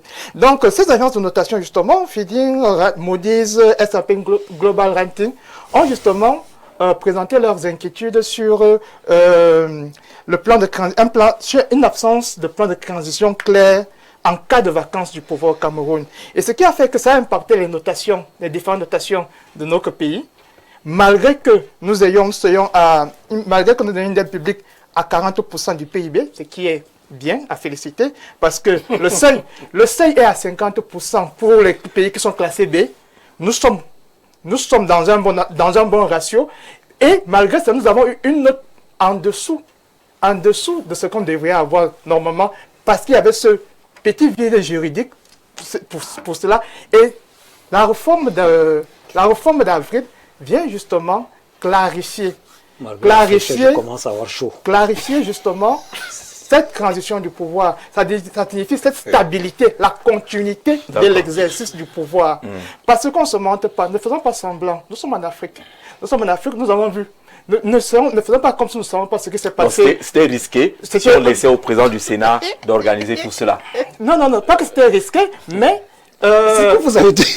Nous avons vu la tension qu'il y a eu aux dernières élections. Il ne pouvait pas gérer.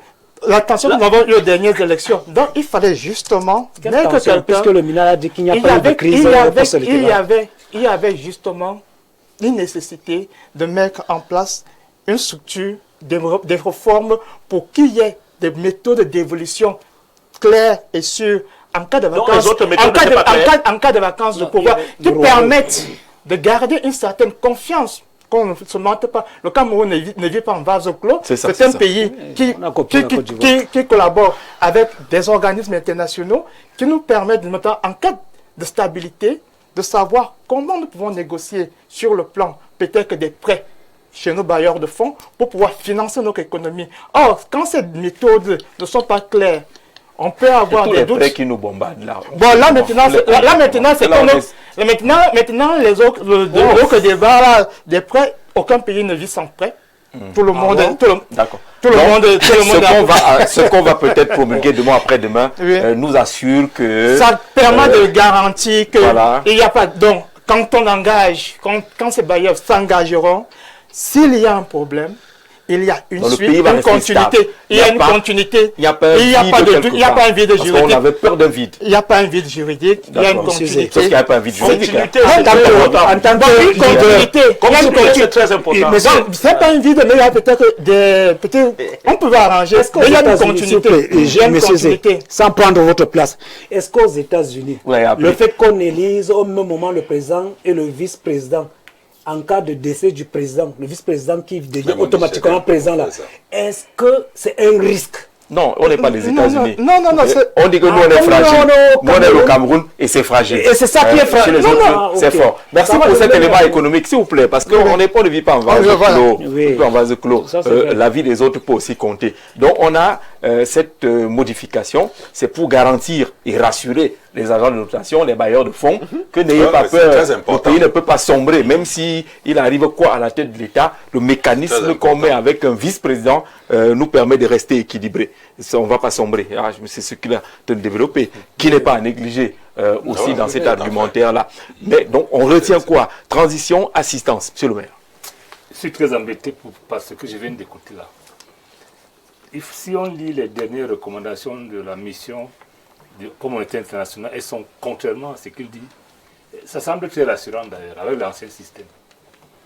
Et sur le même plateau, j'ai écouté l'RDPC pendant très longtemps dire que les institutions fonctionnent. C'est un débat qui était là. Tout fonctionne bien. Quel est le problème? Nous qui pensions à l'époque que le président avait des soucis, comme pour les hommes de son âge, on disait mais les institutions fonctionnent bien.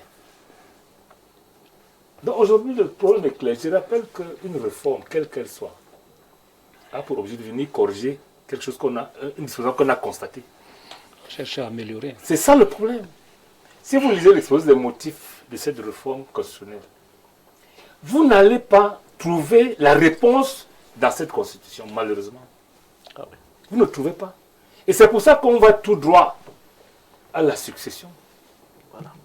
Tout droit. C'est-à-dire, est-ce que les institutions fonctionnaient hier? Vous avez dit oui. Est-ce qu'elles peuvent être améliorées? On dit également oui. On a amélioré en transformant. Est-ce qu'on a amélioré? Je vous dis non. C'est votre avis. Dans les textes, il n'y a pas d'explication. C'est votre avis. Il faut lui donner la parole pour qu'il me donne les explications. Le Parlement.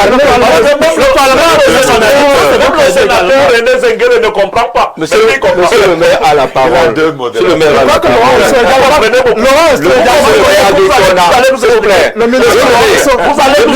Le ministre Laurent se comprend. Il comprend bien. Il comprend mieux que moi. Le président de la République, le sénateur Zengele ne comprend pas. Le président de la République. On a compris, ça va. Le président de la République. Laurent Esso, vous comprenez, le sénateur Zengele ne comprend pas. Le président de la République. Le président de la République a compris. Vous avez compris également. Le président de la République vous a expliqué ça où? Il a écrit ça où? Vous associez. Elvis, la rédaction a mis une magnifique image de vous à l'antenne.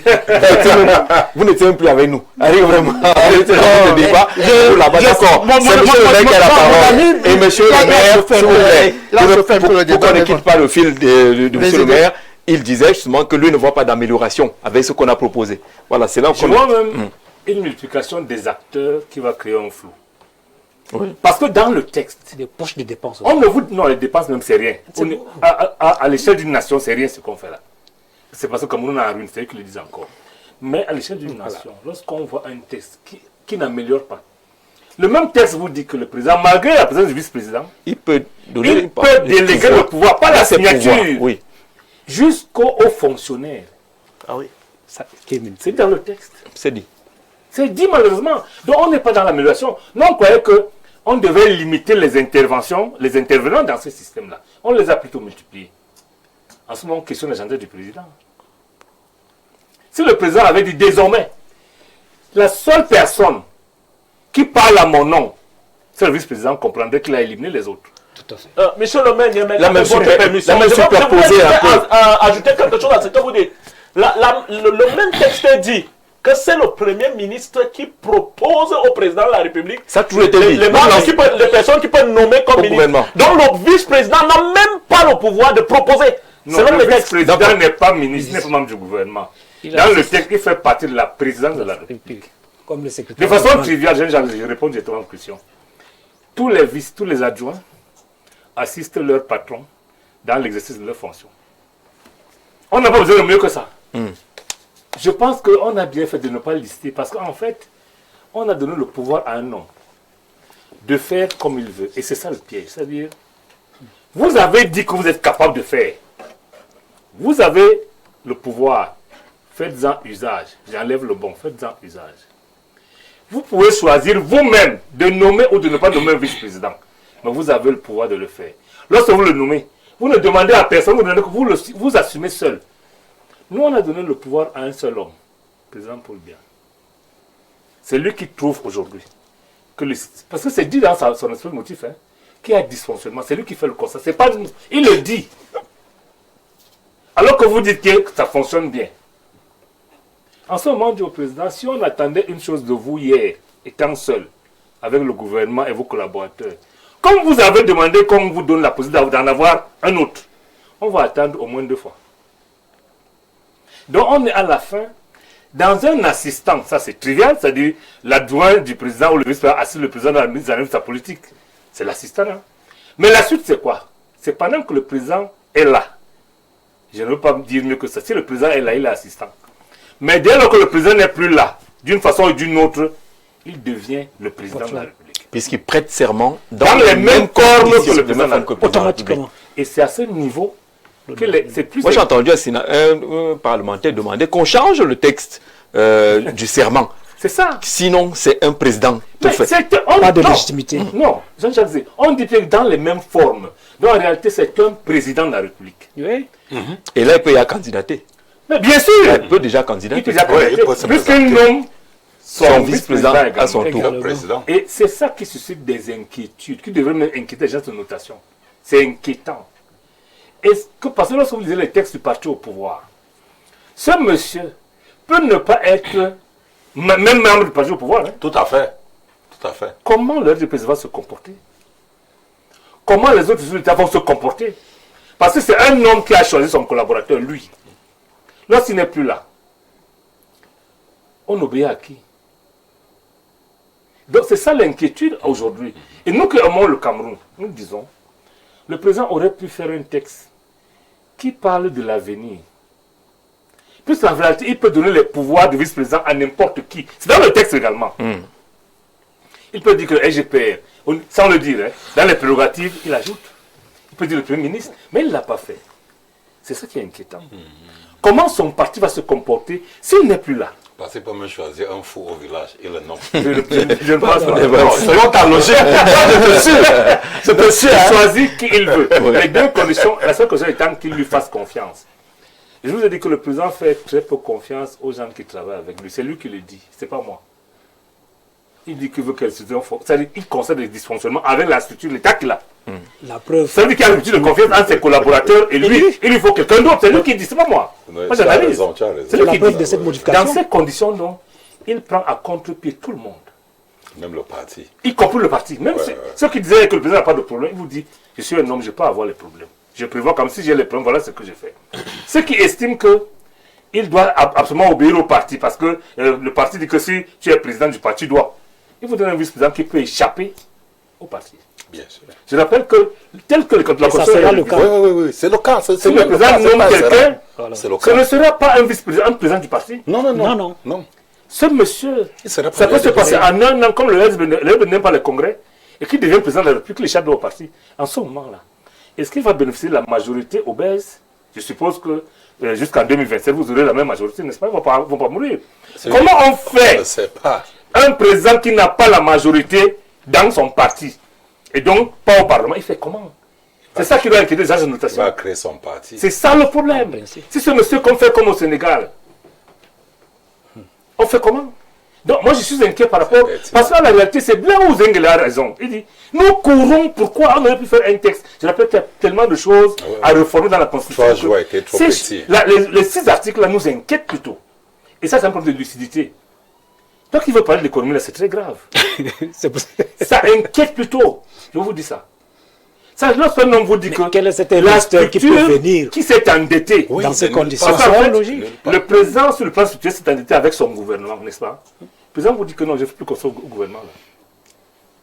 C'est ce que ça veut dire. Exactement. Même au parti qui ne fait pas. Il faut confiance au parti. Au parti, oui, c'est ça. Voilà donc un homme qui est seul désormais. Et nous autres, on dit, monsieur le président, il faut faire attention. Parce que ce qui va se passer demain, Jean-Jacques Zé, moi je n'ai pas parlé de la rumeur, hein. Ce qui va se passer demain, c'est juste une probabilité, hein. Ce n'est pas la rumeur. Il est possible que le président soit en déphasage avec son parti. S'il ne choisit pas quelqu'un qui est au parti, c'est possible. Le président aujourd'hui a la société civile, il a les pressions, entre guillemets, des barres de fonds, il a la pression des gens qui ont prêté l'argent au Cameroun, même s'ils estiment que c'est rien du tout, 40% du PIB. Cette pression-là mise ensemble, c'est trop lourd pour un homme de cet âge-là. D'accord. Monsieur Zé, bonsoir et merci pour l'émission. Mais dites au monsieur qui parle d'économie, là, de nous laisser tranquille. Voilà, peut-être que c'est compliqué. Qui a proposé, ce représentant du RDPC, il va... Non. Qu'est-ce qu'on dit? Ça sert à rien, car Frundi et aussi ont été corrompus, ils n'ont aucune légitimité. Machin truc signé Goodman depuis New York, mon frère de New York, je pense que le SDM n'a pas grand-chose à dire. Bonsoir le panel, sachez que ce vice-président sera le vice-président du président de la République, mais pas le vice-président de la présidence de la République qui doit être l'émanation de la volonté du peuple. Le vide juridique va se poser lors de la succession Aïnda depuis le Bénin, parce que autour de la succession, il y a beaucoup de questions quand même qui se posent. Hein. Le vice-président qui est devenu président, on dit qu'il ne peut pas candidater alors qu'il est déjà président. Il a nommé celui qui est devenu le vice-président à partir de ce niveau-là. Merci Aïnda qui est juriste, expert en matière électorale. Vous êtes au Bénin, on était content de vous avoir sur place ici au Cameroun pour participer à nos échanges. Bonsoir, le grand soir. L'article 2, alinéa 1. La souveraineté nationale appartient au peuple camerounais qui l'exerce, soit par l'intermédiaire du président de la République et des membres du Parlement, soit par voie de référendum. Aucune fraction du peuple ni aucun individu ne peut s'en attribuer l'exercice. Article 2, alinéa 1 dit tout. Donc, le vice-président qu'on va nommer ne peut pas être successeur constitutionnel. On est conseiller constitutionnel quand c'est écrit dans la Constitution. Non, non, il n'a rien compris. J'ai parlé de l'objectif dans ce qui est dans la tête du président de la République. Je n'ai pas dit qu'on est écrit. Non, le texte est trop clair. Oui, le texte est même clair. On n'a même pas besoin d'épiloguer Jean-Jacques Zé. Si tu veux mise si tu veux mise dans les mêmes formes que le président de la République. D'accord, l'intervenant a parfaitement raison. Sur l'article 2, alinéa 1. Non, je voulais dire que Dr Shaw a plutôt raison. Oui. Dès que un mot se retrouve dans la Constitution, c'est déjà encadré. C'est déjà encadré. Et c'est ce que je voulais faire comprendre à tout à fait, aux panélistes. Dès que ça entre là, on a voté. Si il promulgue ça, dans les 13 jours qui restent comment là. Ça entre dans la Constitution. Il va faire le président cherche celui qui va le remplir. Alors, le panéliste Dr Showalter semble connaître le nom du prochain vice-président du Cameroun. À défaut de dire qui il est, il peut nous donner au moins sa région d'origine, non, pour nous permettre de spéculer. Merci. Non, c'est que j'ai trahi le chef de l'État. Je ne veux pas trahir le chef de l'État. C'est toi qui avais vu le chef de l'État au palais. Bien sûr, quand on avait dit qu'on ne va pas au chef de l'État, je suis allé au palais pour déposer le préavis de docteur Chômeur PhD. Et j'ai vu le président dans un de ses appartements. C'était le hasard. Et le monsieur qui m'a porté à l'intérieur du palais était encore véhiculé. Il m'a ramené vers le carrefour du palais. Et on est passé par les appartements du président de la République. Ce n'est vous pas vous avez vu le président. J'ai vu le président à distance. Quand j'ai dit d'accord.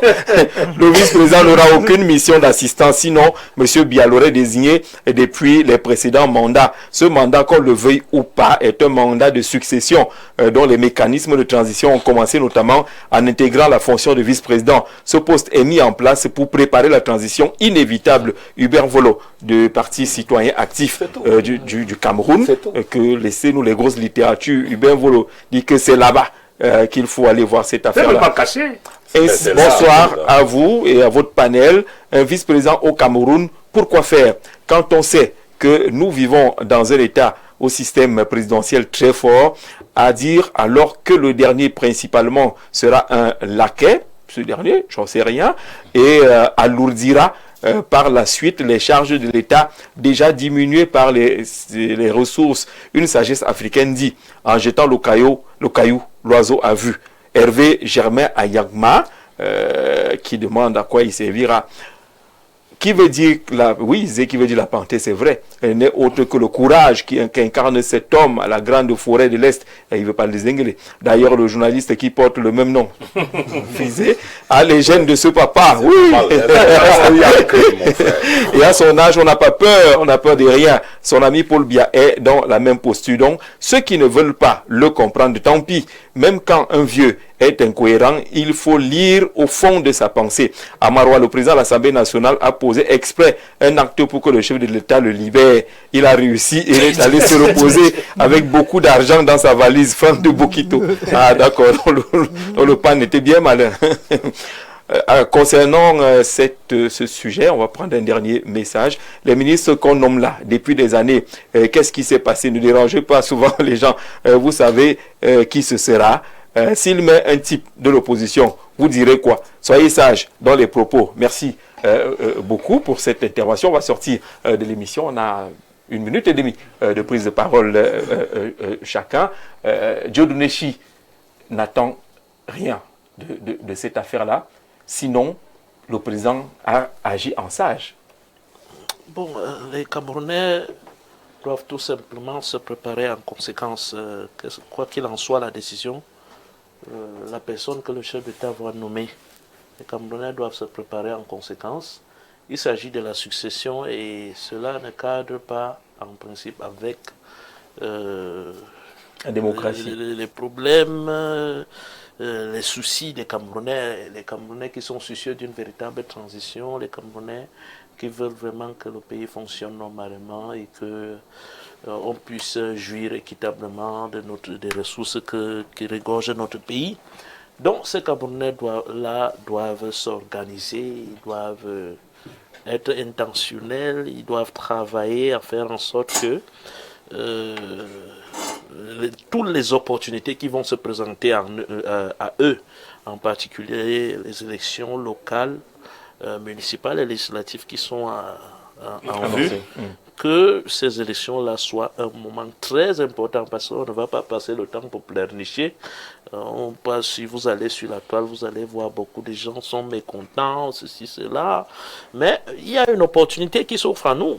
Le RDPC a fait son show. Et ils ont la possibilité de faire leur show. Le président, l'opposition peut contrôler et mettre en place un contre-show. Oui, pour les prochaines élections. Le peuple doit s'organiser à faire en sorte qu'on fait élire des gens qui vont nous donner des nouvelles institutions. Et pour le SDF, c'est pour aller vers le fédéralisme. D'accord, le moment venu, on saura prendre nos responsabilités dans cette direction. Cette option annonce quoi finalement? Un État mieux géré, mieux structuré?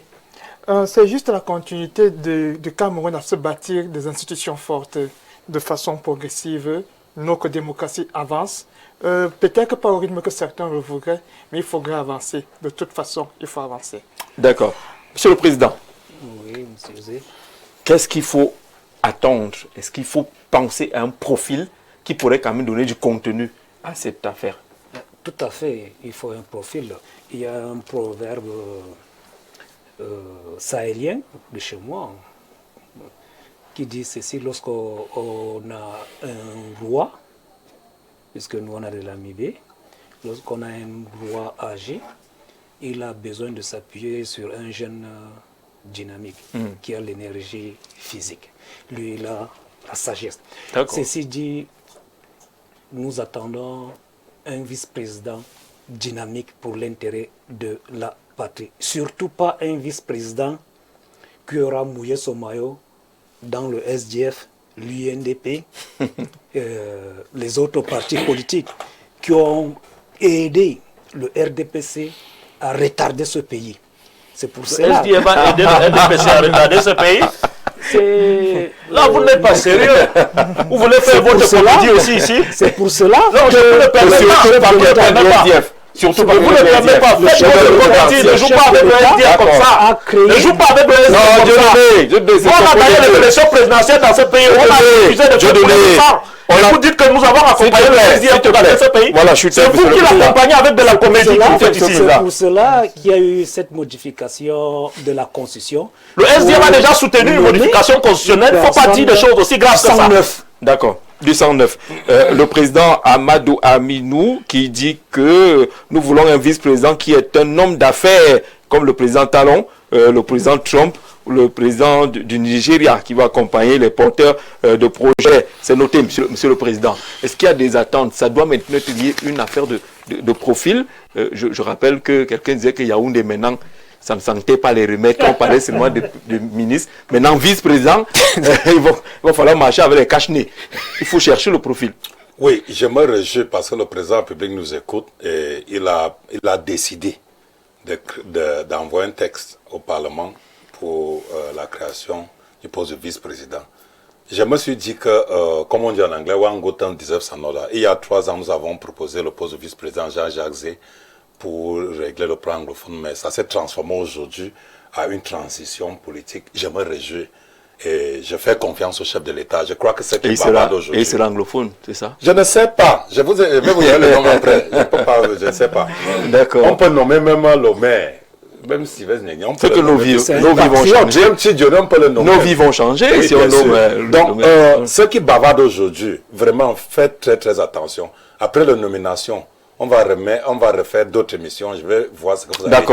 D'accord. Bonsoir à vous sur le plateau. Ce qui saute clairement aux yeux, c'est juste que le président de la République ne faisait plus confiance à ses hommes de main. Au lieu de juste les remercier, il a juste trouvé un moyen de les maintenir et de trouver un collaborateur avec lequel il pense faire mieux. C'était un peu votre lecture à une époque. Oui, aussi. Ça reste votre lecture. Mais c'est pas la lecture du président de la République. C'est lui qui le dit, c'est pas moi. Moi, je le paraphrase juste. D'accord. Mais si j'avais un avis à donner au président de la République, c'est de promulguer la loi, mais de ne pas nommer le vice-président tout de suite. Parce que je pense qu'il nous a écoutés. Il nous a écoutés, c'est ça. Mais il faut qu'il écoute son ami Zengeli. La course là nous amène dans une zone de turbulence. Si j'avais un avis à donner, je lui dirais, monsieur le président, vous avez porté une loi promulguez là. C'est vrai. Vous avez le pouvoir, mais prenez du temps. Justement. Peut-être refaites d'abord le gouvernement. Il a dit qu'il peut. Et voyez comment ça va se faire. Et clarifier les choses. Je pense que si les organogrammes sont véritablement refaits, que ce soit clair, qu'on enlève le secrétaire général de la présidence du gouvernement, qu'il soit un simple secrétaire général de la présidence de la République, qu'il soit ministre. Parce que ministre d'État, ça ressemble c'est comme si c'était membre du gouvernement. Il est membre du gouvernement. Voilà. Il est membre. Dans ces conditions. Il était devenu membre du gouvernement parce qu'il y avait un problème. Voilà. On pensait qu'en le mettant sous le Premier ministre, il allait comprendre qu'il n'est pas au-dessus. Il est membre. C'est ces choses qu'il faut clarifier. Je pense que le poste de vice-président risque de nous mettre dans une de turbulence, y compris sur le plan économique. Parce que lorsque vous avez un pays, vous venez d'avoir votre mandat. Avouez que ça ne marche pas. C'est très difficile. En économie, on change très difficilement de posture. Très difficilement. Ça, il faut beaucoup d'efforts. Je rappelle que si vous lisez le budget sur le plan structurel, le Cameroun atteint 34,5% de son budget de l'endettement. Si vous lisez les notes, pas celles qu'il dit là, le Cameroun... on va nous donner les références. Si vous donnez la SND30, le Paul Biya, parce que c'est lui l'auteur, il avait dit que pour que le Cameroun soit émergent en 2030, il faut qu'on atteigne un taux de croissance soutenu de 8,5%. Il vient d'avouer qu'on a 3,8%. Oui.